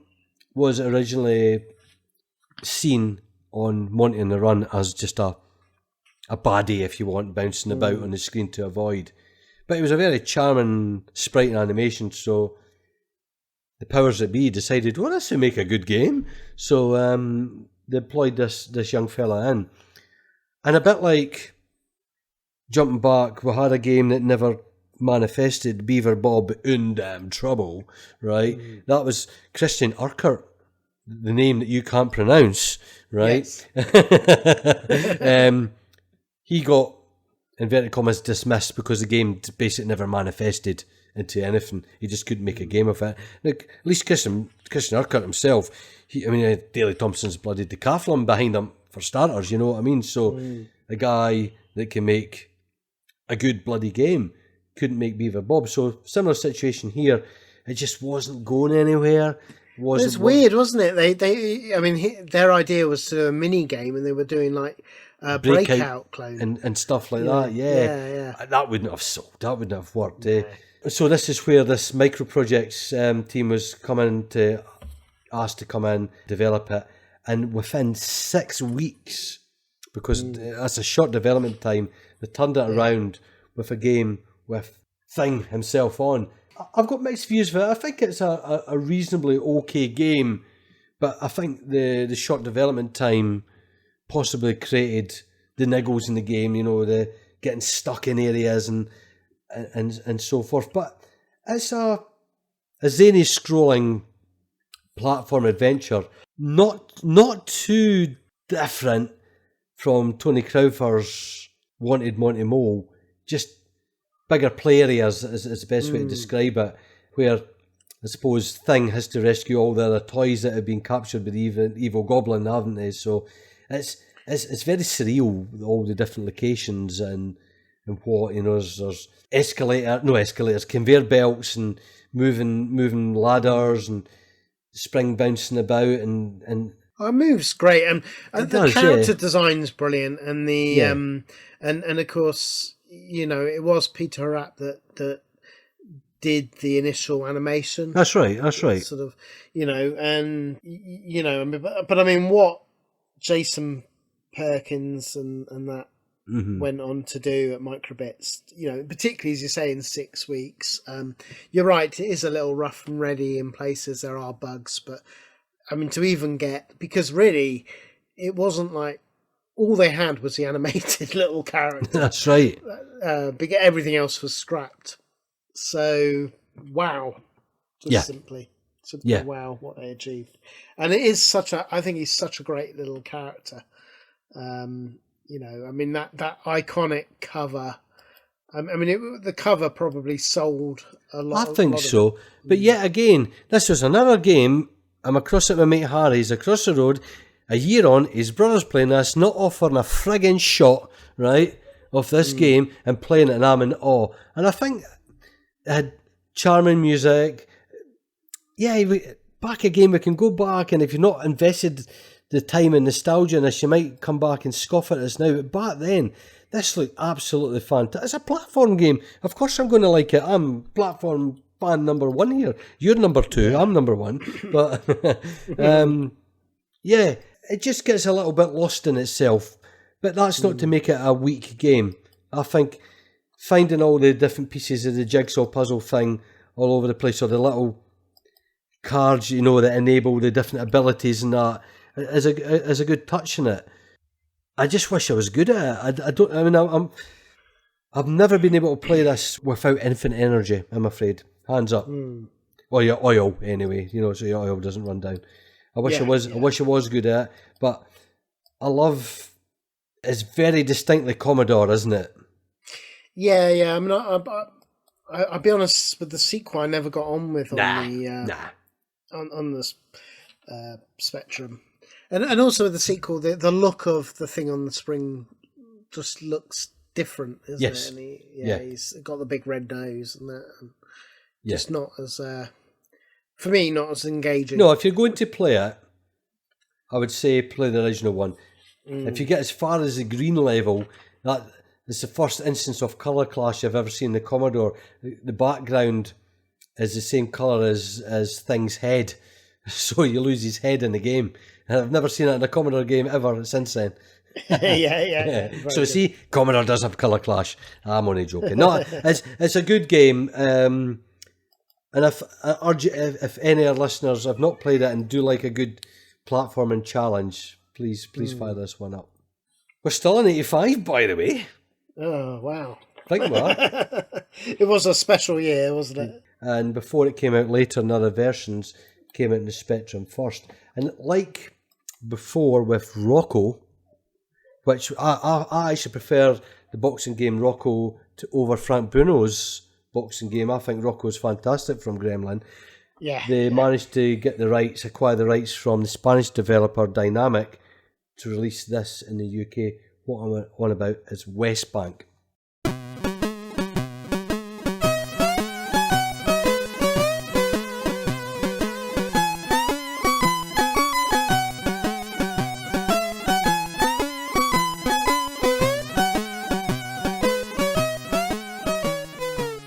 Now, it was one of these games I thought was limited back in its day, and I got addicted to it despite that, and I still convinced myself all these years later, nah, don't play Westbank, it's quite limited, and I got addicted all over again, just like I did bloody back then. So what is it? So it's a bank game. Bank Panic, basically. Bank Panic, well done. Take it away, Mr. Drisky, since you... No, you carry on. But it's, the short answer is it's a rip-off of the arcade game, Bank Panic. Yeah, it is, you're right, it is. Which is, I'm not saying that's a bad thing, because I love Bank Panic. It's not. So basically, people are coming through, there's 12 doors in the bank, right? And you can scroll left and right, and different clientele come through the doors. Some mean harm, like, you know, bank robbers, or it looks like innocent people coming through with money bags. You can't shoot them, but all of a sudden a bank robber can sweep them aside. So basically it's a quick reflex game where you just have the 1, 2, 3 button if you want, shoot those particular doors that cause you harm, or move left and right. And the idea is to get enough deposits in all the 12 pigeonholes to move on to the next level. But what's really charming about the Spectrum version in particular, I think, is, yet again, what you nailed on in Grumpy Gumphrey, is the characterisation. The sprite work is absolutely... brilliant. And animation as well. Aye. They're very fantastic. Humorous. Yeah. It is very humorous, and I love it, and it's quite an addictive game, isn't it? Yeah, no, I again, I'll be honest, this is one that I don't remember seeing back in the day. No, cool. Right. And...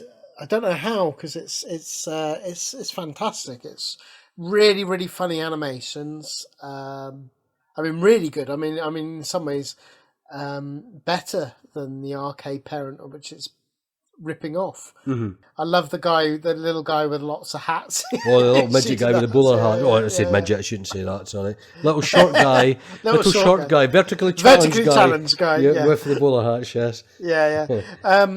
But really, really good, and it just works so well on the Spectrum. So addictive. That is.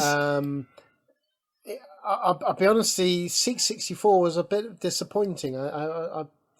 It's a lot more serious how things are drawn, and it's not as well animated. Yeah, it's definitely lost some of the charm of the Spectrum version. But yeah, just simple game. I mean, the Sega game of what it's based is equally addictive. I mean, it's great if ever you see it in the arcades or play it on. I've never seen it in the wild. I'm afraid. No, I've never seen it in the wild, but yeah, playing it, because it is such a simple idea, isn't it? 3 buttons and quick reflexes, and because it is like the quick draw, isn't it? Because you can't shoot the woman or you try not to shoot the good guys, trying to give you the money. So you have that split second of is it? And it keeps throwing tricks at you. Oh, it's nasty. As the levels progress, it's even worse for that. And what I like though is the excitement of what new animations will appear on the next level as well. Because obviously in between you've got the quick draw level and you have to aim for the person that draws for you first and that as well. So it's like, a mini game each subsection. It's absolutely brilliant, and I can't believe that I convinced myself after playing it all those years ago that it wasn't a game worth playing. And the minute I fired it up, initially I was scoffing at it, going, I don't know where to include this now. Why did I put it on the list? And then an hour later, I'm still bloody playing the game, So, but I mean, that's the thing. There isn't. I mean, I guess you could say there isn't a lot to it. No, it's not. It's a limited game. Clearly, it's a limited game. Yeah, but that doesn't stop it being addictive. I know I keep going back to Bank Panic. That's the same thing. That's a very limited game, but it doesn't stop you just having that one quick go. Really, really good. Yeah, really, really pleased with it. Yeah, I'm the same with you with the Commodore version. I think the Spectrum one is the one to go for. Yeah. By far. I mean, that's where dynamic shone anyway. It's like, I don't know if, I'd never checked, Rocco, it was called Rocky originally until they got sued. But I don't know if that was on the Commodore or other versions at all. I've never looked into it. No, I never really looked. Yeah. But no, definitely a good one. Yeah, good choice. Excellent. So, 1986. I had a lot of fun with this game back in the day. I think it's a bit dated now, but I'm denied on this, should I include it or not. And one of the main reasons I wanted this next game to be included is I don't hear anyone ever mentioning it. So, you and I, we are the champions of the underdogs in this type of thing, Paul, and we've got to mention games like this. What I'm on about is Future Night.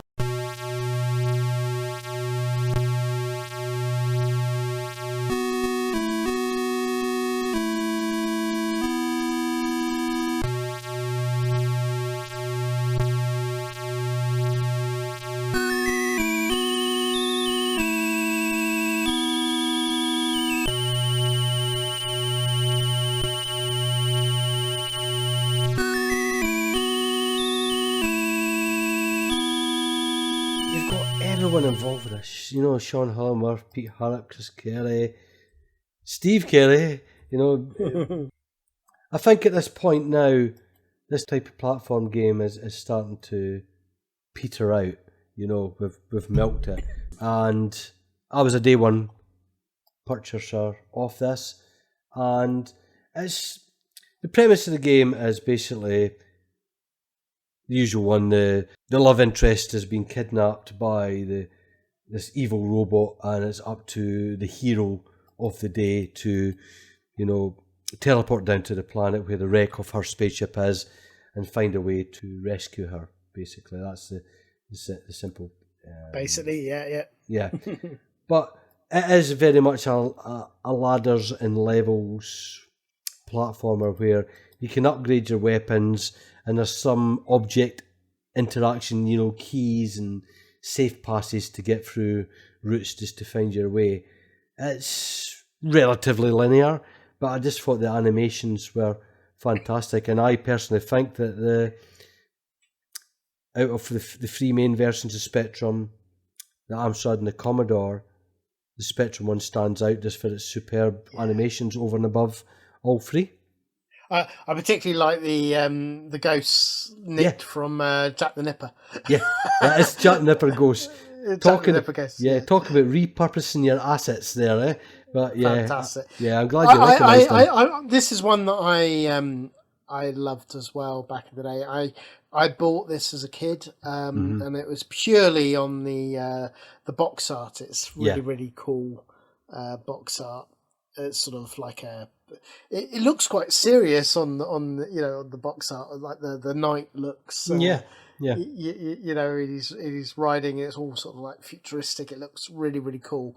And then you get this. But I love the character design. He's so cute, the little guy, like you control. It's just a really fun platformer. Really, I think it holds up very well. I'm just a sucker for these kind of platform games. It's what you expect, isn't it? It's flick screen. Try to get where you're going. The creatures are on fixed paths. It does what it says in the tin. Is it an overly interesting map? Possibly not. But there was just something... Well, once you get to the outdoor sections, I thought that's where it got more interesting, to be honest. And it took me years, because it's quite a tough game. It's a tough game, yeah. I never got very far in it as a kid. But you're right. Once you get above ground, it's quite nice because it gets a bit more varied. Yeah, but lots of different sprites, good animation. I think on the problem with the Commodore version is the colour they use for the main sprite is a bit flesh coloured. It looks like he's running about naked. Yeah. I just I don't know. The characterizations just always work for me on the Spectrum. Maybe it's just the bright colours and things. Well, it depends on what resolution or mode they're using. But the pixel high res of the Spectrum, I love the the charm that this game can give, because it really gives a bit of life to all the bad guys. The huge variety of bad guys, to be honest, in this. It's absolutely incredible. It's really good. And did you know on this, and I spent a lot of time on this back in the day, that it was uncredited or unlisted, or however you want to call it on it. It's got its own level editor to make your own version of the game in it. No, I never knew that. Yeah. Crash had mentioned it. I think it was Crash, maybe it was your Sinclair. But you can just basically redesign the game altogether and make your own game out of. And that was the first. Very cool. I think it was one of the first level editors that I recall playing, to be honest. Oh, that's awesome. Really good. Yeah, great game, and great variety. And surprisingly big, isn't it? It's a big game, really. I'm just looking at the map just now, by the way, and it's bloody massive, right? You're surprised they crammed it all in the memory, because, 48K version running all those screens. Just, insane. Yeah. Some of them look a bit samey. There's too much of the tiles in the background. Maybe they change colour, but that's not enough to break up the variety in the game. And I think that's its biggest flaw. Just because a tile goes from yellow to blue to suggest a different area, then to white. That's where I said once you get in the outdoor areas, it looks completely different. That was a surprise in the game. You didn't expect that coming. But if you've never played that, if you like that kind of game, I would definitely suggest firing up and giving it a go. Yeah, no, it's I'm always a sucker for these sort of games. That's why I quite like. I gave you that little gift of on GOG Secret Agent. You did indeed, and that's amazing, isn't it? Yeah, really, really good. But those sort of like early DOS games are very similar. They are in many ways. To these, to these Spectrum early platformers. Yeah. So very, very good. Excellent. Another good choice. Thank you. But I didn't like the C64 or the Amstrad version. Amstrad was too slow. That was the trouble there. It just ran like... But they also just... the higher resolution in terms of the detail that the Spectrum can give just makes the characters come to life and gives it extra charm. And that, I'm going to say it, vibrant colour palette. Yeah. Have a drink, everyone. Have a drink. Surprised we've not mentioned it until now. You were about to say it earlier. I did notice that. I tried to stop myself. Right, so remaining on 86... Yeah. Gremlin managed to secure the license of the books of Way of the Tiger. It was a 10%. Not Eye of the Tiger, but Way of the Tiger. Did I say aye? Did I say aye? No, I'm just saying. I'm just saying. Yeah, sorry. Yeah. Get me No, you said it right. That's okay. It was a 10% royalties deal with the IP holders anyway. But this was Gremlin's answer to Way of the Exploding Fist. The screenshots alone, I don't know if you recall them back in the day, but I was like, oh my god, this looks absolutely incredible. I mean, this game stood out. Now, there's pain in the arse multi-load on the Spectrum, to say the least, but it was broken into very distinct parts. I mean, it was a combat game, one-on-one combat game, so you can either play the whole game or practice the different levels, but the whole game is just running through them. So it was unarmed combat, pole fighting, and sword fighting. So you controlled your ninja guy, didn't you? And battled your adversaries as you went along the game. Now, similar to Way of the Exploding Fist, the keyboard actions were all round, Q, W, E, D, C. A bit like the WASD thing that we play in first-person shooters, but it was always the whole circle around the S key of all the keys around it, pertaining to the different direction, and you're hitting spacebar so you can jump, you can kick, you can punch, you can crouch, you can punch to the groin, or variations of that kind of thing. Back then, this was a visual splendour. This game on the Spectrum, at least, yeah. Yeah, absolutely. It was it's another one that very disappointing on the other platforms. I think so. The Commodores looked like the Spectrums, but they were just a duller palette, wasn't it? We just can't see what's going on. It's just like... It was like it was faded in the background. Yeah. And the Amstrad, I don't know what they were doing. It's just extra slow and... couldn't handle it, unfortunately. Well, they could. It just they didn't have the right programmers. I mean, my word, when you see someone good...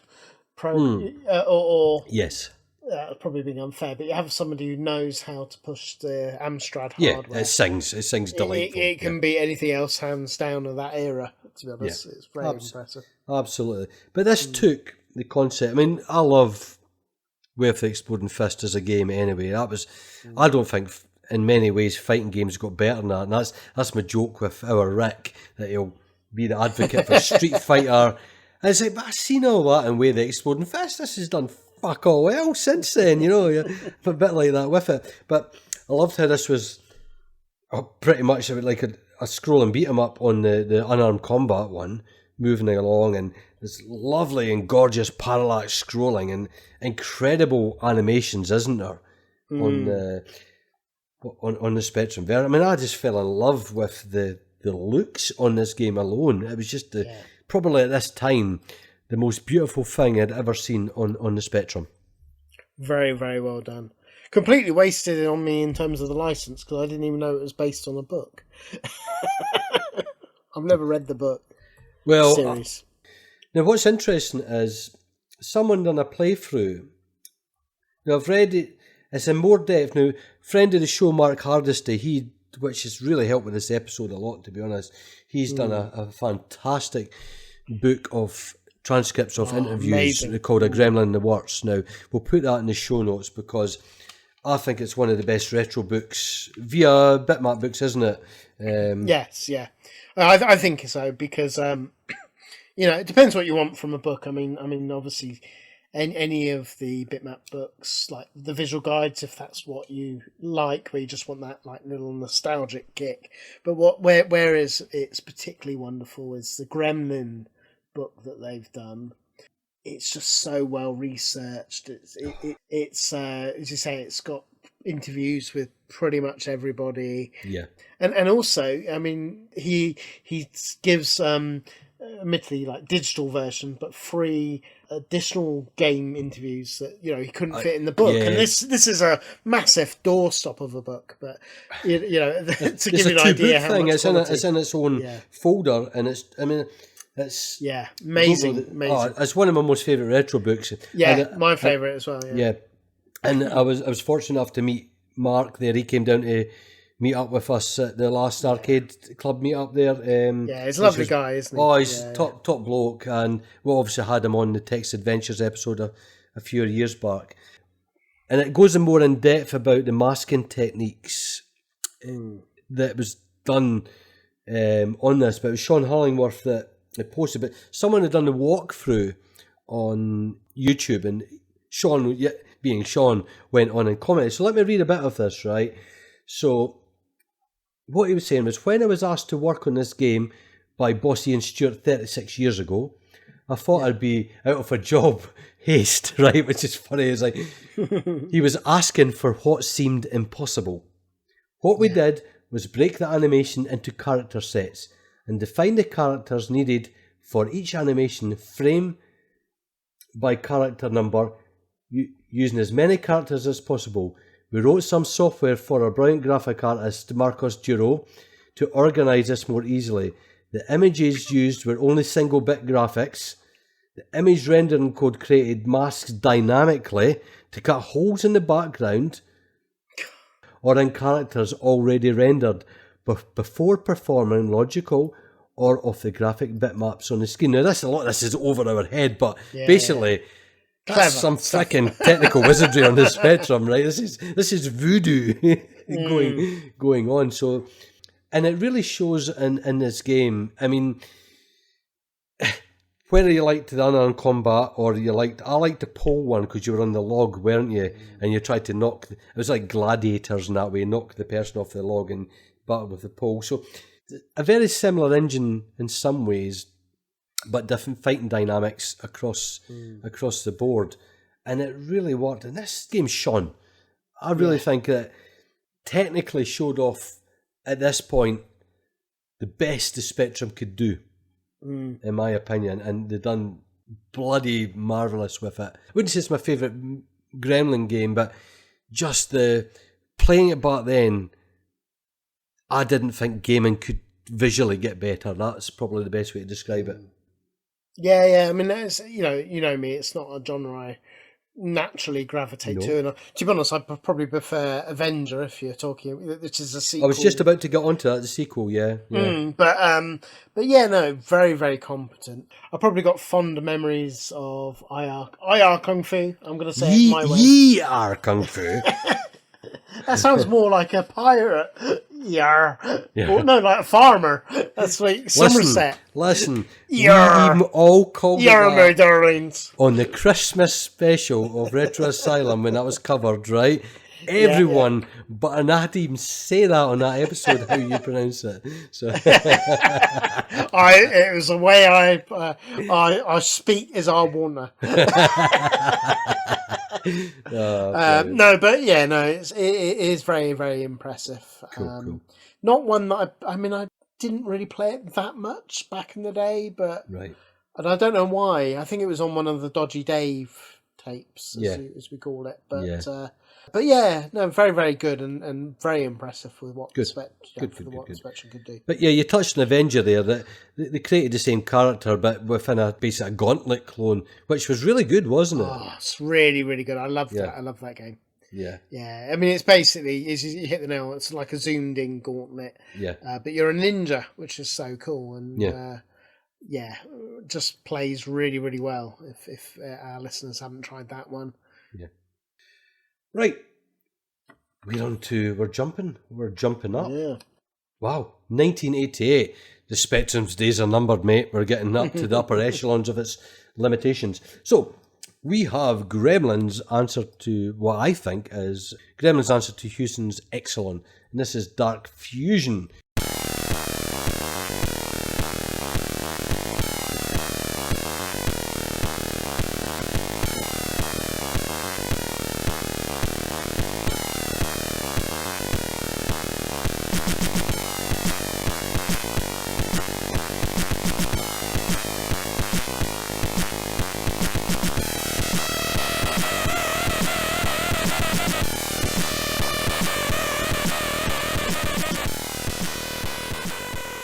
Now, is this something you had ever played in the past yourself, or just relatively new to you? I don't remember playing this one, but it is. I mean, that's exactly what I thought is Exelon. But it's good. It's good. That is good. Yeah. And yet again, another one I think because of the Spectrum's colour palette stands out more strongly on that. It's more bland on the other versions in comparison. Yeah. Commodore version's okay. Amstrad version's yet again brutally crippled by slow speeds, unfortunately. But you just play an astronaut gun thing running along to the right hand side, jumping over the platform, shooting the alien waves that come your way. Aliens!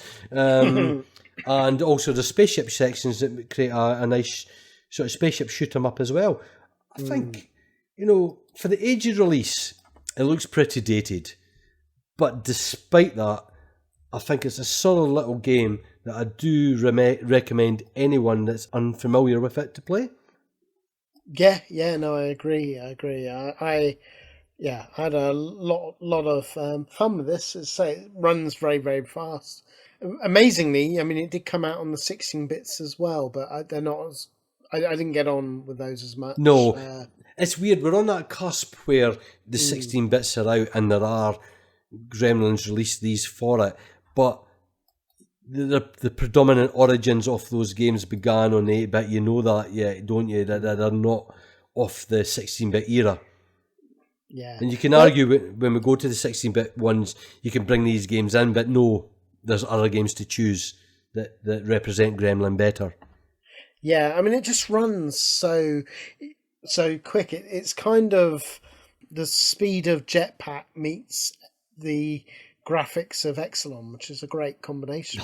Yeah, that's a good description of that. I don't know how. I guess it's because it was so late in the day. That's probably why it's easily I missed. Yeah, I'm trying to think. I mean, it was. I didn't personally own this. It was one of my mates, but I used to. But he was a huge Exelon fan anyway. It's his top game of all time, and he'll go back and play Exelon to this day yet. So the minute this came out, he was a bit of a sucker and was very good at it as well. I was just shite at games. I was fine at the platforming levels. The minute the shoot 'em up levels came on, that's when I just failed as a human being, And I still fail as that when you play with bloody co-hosts at Arcade Club. You realise that you have a small penis, metaphorically speaking, when it comes to shoot 'em ups, But I do like a game with, double engines, if you want, where it's not just a platforming section, And I think the shoot 'em up levels are a bit more salamanderish and whatnot, But I think the reason I wanted to mention this is because it's never mentioned, and I think it is a hidden gem from Gremlin. Yeah, no, I totally agree, because it's I actually when I was playing through, I think I actually prefer it to Exelon, because Exelon was as good as it is. Well, as good as it is, it's very slow, isn't it? Yes. With whether this is just that bit more speed to it and still looks fantastic. Yeah, great colour, great use of colour. Great use of colour. Yeah. And there was a lot more variety, because as you say, you've got the ship. Exelon I always felt was a great technical, and it's wow, you put it on the Spectrum and it's like wow. But once you've seen some fancy explosions, you're like, well, I've kind of seen everything. Whether here, I just wanted to carry on. It was really, really good. No, I'm glad that, because I do like how you got boss fights on the spaceship section and whatnot. I think it really does give you a great variety to player, and I recommend anyone to play this. Yeah, and particularly, as I say, a real showcase on the Spectrum. Again, that colour palette, and it's very clear to see exactly what's going on, and just looks great. Yeah. Yeah, real hidden gem. I really fell in love with this. Of all the ones, this is probably one of my favourites on the list, because it was just new and exciting. Oh, that's good. I'm glad of that. That's brilliant. Fantastic.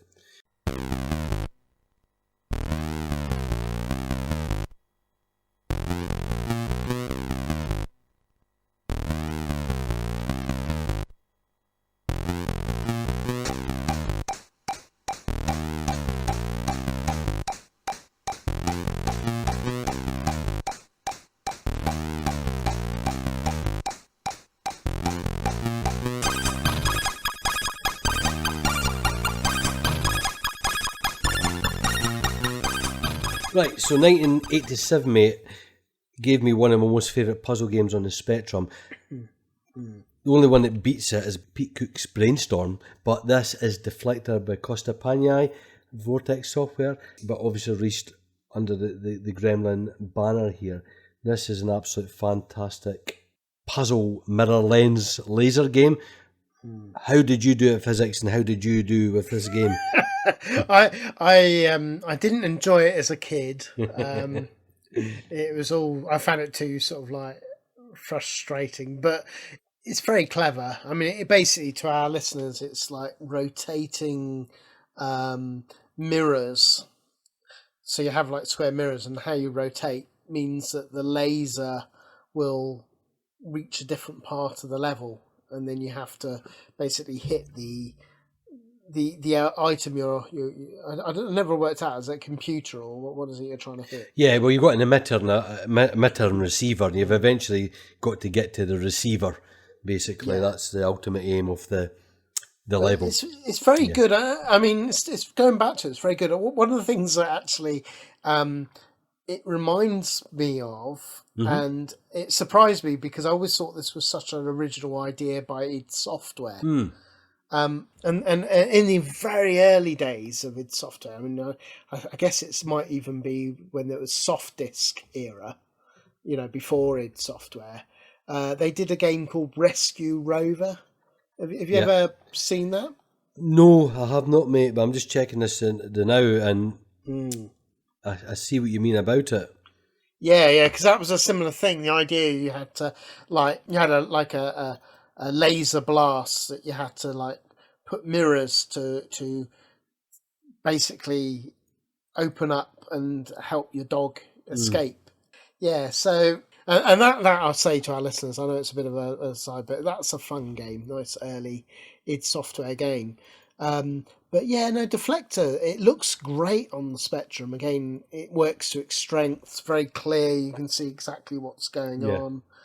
Yeah, and I do appreciate it. I just do get a little frustrated with it as a puzzle game, if I'm honest. See, I do love games like this. There was only one problem. I don't like time limits, and this game has that. And if it wasn't for that, I love the more sedate experience of sitting there and working out how can I guide via lenses and mirrors and other units that the laser goes through. There's various things that happen on it. How do I get to the target? Diffusers, isn't it? Diffusers, that's it, yeah. And I really enjoy that. I don't want time limits in games like that. It's not what it's about. No, I'm just saying, I think you hit the nail on the head there. That might be why I've never gelled with this game. Because I do remember it back in the day. And I don't even know if this was on a cover disc. I can't remember. That's often how I discovered a lot of these things, but I definitely remember it on the Spectrum, and it's the time limit. Puzzle games for me, I like to take my time and think about things. Yes, you want to be. I don't like for them rushed. Yeah, but it's very clever, very clever. Yeah, the amount of levels in this game, I'm trying to remember how many there are. It goes up to an incredible amount. I mean, there's over 50 levels on it that it just gets increasingly... I think there's about 60, When you're designing a game like this and it's a static single screen, how do you give enough variety that entices the player to go on and move on? Unfortunately, I think in a game like this, what you want is a level code. Yeah, you don't have to start it. I mean, who has all that time to start at the beginning, And some games gave that and some games didn't.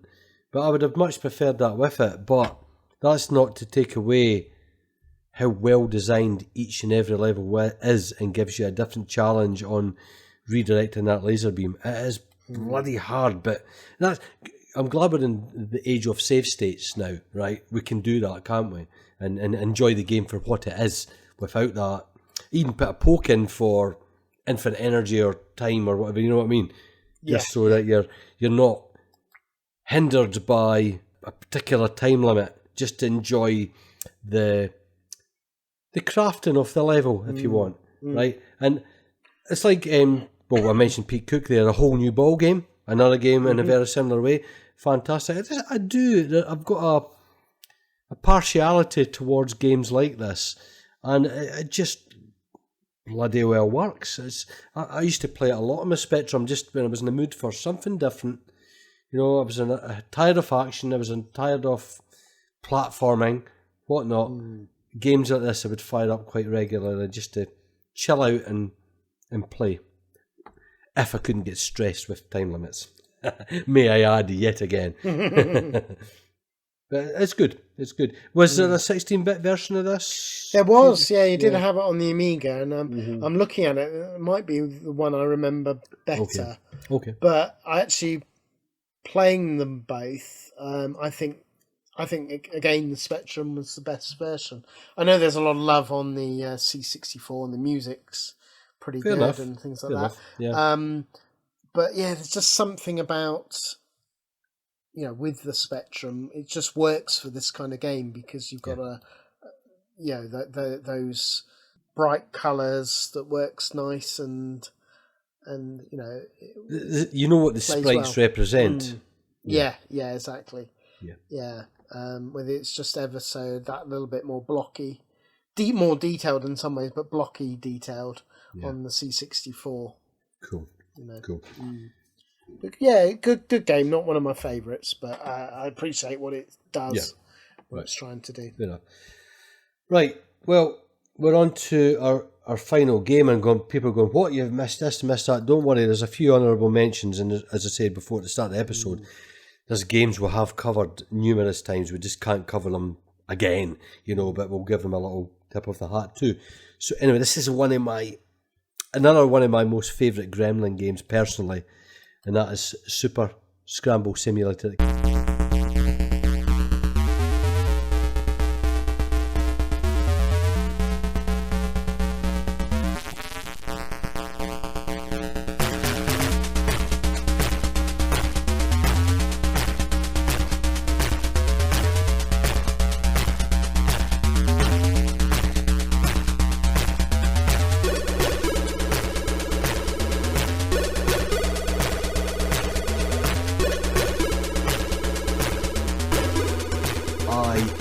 Absolutely adore this game. I think it's much better than Kickstart 2. Yeah, I really do. Now, what makes it better? So obviously it's a Kickstart inspired game, okay? But think like we were talking about with Tony Crowther's game earlier on, right, with Suicide Express, where you have the bottom of the screen that represents a top-down view. This game does this as well, but it's not as evil that makes you look down at it. So there's a side-on view at the top of the screen where you have your motorbike, and brilliantly. I mean, I know it came in the 16-bit era, but I just played this to death on my Spectrum. And you got your side-on view of your Scrambler, and you go over the dirt mounds and holes in the ground and logs and going over trailers with cars on them and whatnot. But at the bottom, you view where alignment of your motorbike is. So it gives a more 3D depth to the course challenge, if you want. So it could be on that the top-down view. A log to jump over is at the top of it, so you have to press up and down to get in a line with it as well. But so you might go, it's just a silly aesthetic thing, and maybe I agree it is, but the charm in the game is beautiful, large graphics and a very clear speedo to look at to get your speed within the regions that makes it safe, because it's like Kickstart. If you're too fast on a bit, you're too slow on a bit, you lose a life. You have to wheelie, you have to even do a bunny hop to lift your back wheel over the assault course, if you want to call it that. I just loved it. I mean, I don't know at this day and age of the Spectrum, or you maybe played this on the Amiga version, I don't know, Paul, but I just think it looks great on the Specky. Yeah. I mean, of all the versions, so the Amiga version, I think it's just too old to to really stand out. Yeah. Of course, the C64 version was done by Magnetic Fields and Sean Southern and Andrew Morris. So I actually that version I loved. It's incredible. This one completely passed me by. I didn't really not really played it. It's good. I like that idea where you're worrying about where you are on the track, to be at the right depth, to line it up, to line up the bike to go over the cars and things. I think it's a nice little addition. It's another thing to think about. So it does add more than games like Kickstarter. It's a fun game, and you're right. The Spectrum version is really, really clear and really, really solid as well. I mean, it's not a bad version at all. The sound's a little weak. It sounds a bit like a fly farting in a jacuzzi, but it's still a great fun game. Yeah, there's a real nice touch though that really stood out on the Spectrum version for me. So there's a big skip that you can drive into, okay, and there's little slots at the top of the skip, right? And as your motorbike dips down into the skip, you can see the animation frames, the way they've done the masking. I know it sounds silly and geeking out and being so anal about it, right? But for the Spectrum to show that kind of transparency is incredible, and the masking and done in that is absolutely brilliant. Yeah, nice variety to the levels. Really, there's a great variety to the levels. I think it's a more sedate, slow-paced Kickstart type game, more equivalent. I think it's more akin to the TV version, actually, in that way. It wasn't all about going at 99 miles an hour and leaping over things, but I love this. I really do love this, and I don't think enough people's played it. Yeah, but it sort of came. I certainly passed me by, and partly maybe because you see Simulate and you think, oh, maybe it's another one of the Codemaster ones. Which weren't always that great. No, they're really, really well done. Really, really well done. No, good. Yeah. I mean, I do recommend. I mean, if people like that kind of motorbike game, give it a chance. Give it a bit more and just go, get into the mechanics of it. Learn how the game works. Need to play it a little bit to get into it, but it's very accessible when you. Yeah. So anyway, that concludes our main list of part 1 of Gremlin, but obviously there's a number of honourable mentions, and obviously we didn't mention... This is just the 8-bit era. Yeah, the 8-bit era, as we said, So we didn't mention the Jack the Nipper series because... Yeah, we've covered that so many times. But they are adorable games. I mean, the graphics on Jack the Nipper 1, we wax lyrical about that all the time. I mean, what a great game. What a great game. Yeah. The Muncher we covered during the B movies, if I remember right. Yeah. Great game as well. Took Rampage and took it to a larger level, didn't it, with the big Godzilla-like creature. Really good with timing with Godzilla. The Chewits. And Chewits, like Chewits. Well, that was what's so funny, isn't it? Because obviously Chewits Godzilla is such a cute little character, and yet the actual in-game is quite true on like Godzilla. Yeah, exactly. Yeah, fantastic. And Trailblazer, which is basically Bounder but done on a 3D third person view, which is fast and frantic and pretty decent. Really good in the Commodore. Oh, very, very good. On the Commodore as well. Yeah. I'm going from memory here, but I'm pretty sure that's another Andrew Morrison, Sean Southern game, isn't it? Oh, I can't remember, to be honest. Can't remember. Yeah, Sean Southern game. Yeah. Technicop, what did you think of Technicop? I'm trying to remember it. Hang on, let me have a look. Yeah, you do that. Technicop. What I liked about Technicop is you had a driving section and an elevator action section in that game. It was really good in its time. Ooh, yes, I do remember this one, yeah. Yeah, this is good. Yeah, I like this one. Yeah. Not played it in many years. Yeah, I'll be honest, because there was so many games we were covering. I didn't look... The honourable mentions, I just didn't have time to... No, that's all right. That's right. With. What did you think of? I like that. There you go. I want to play technical. Sorry, yes, carry on. No, it's okay. There you go. What did you think of the Mask series, based on the animated series? I never really played them, if I'm honest. Yeah. I was never a fan of the cartoon kind of thing. Play part 2. Right? Part out of all 2, 3 of them. okay. Venom Strikes Back, part 3 is okay. 1's a bit top-down view shite. That's a bit, they're like it. Part 2 is all the different vehicles, side-on view.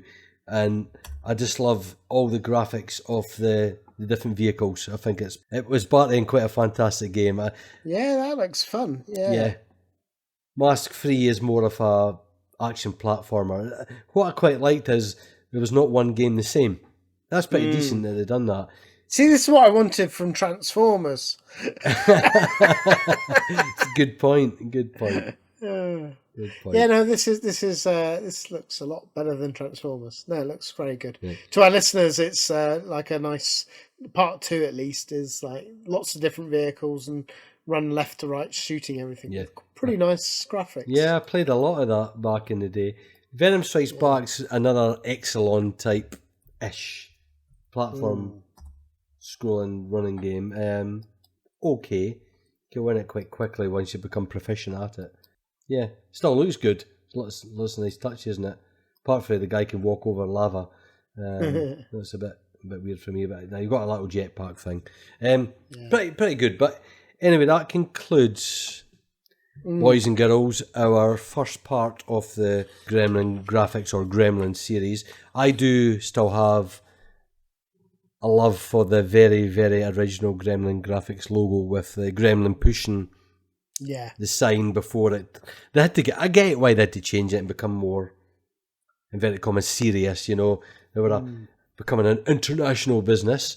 But what a great era of, I mean, lots of my most favourite games done by one company, mate. That's not too bad. No, it's true. And it's same with me. I mean, it's testament that there was the amount of quality for this era, and yet it's not even my favourite, personally, it's not even my favourite era of Gremlin.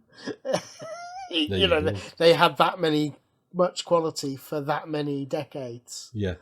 You're right, there's very few that other developers that can say that, really. No, absolutely not. And you can see why then they've lasted the test of time. And they are now moving on to the 16-bit era. So we will continue this at some point in the future. And Mr. Passionate about this period, I'm sure you'll take the lead on the next. The next one. That's your point. That's no, absolutely. Because you're right. I mean, essentially, Sumo Digital is the spiritual successor of Gremlin, so they're still going strong. I mean, that's amazing, really. I know it's not called Gremlin, but it is Gremlin. Every story has its origin. Awesome. That's stuff. Good. So excellent. So thank you for joining me and indulging me in this one, because it's one I've wanted to do for a very long time. Yes, you were keen on this one. Yeah. So thank you, Paul, and thank you everyone for listening, and we will see you all on the next episode. And so until then, take care and we'll see you soon.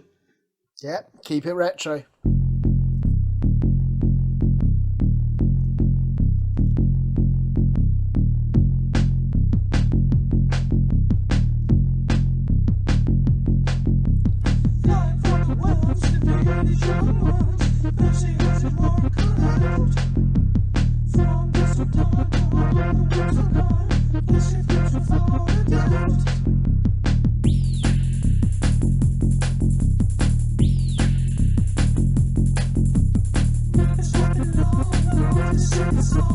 Watch yourself, it's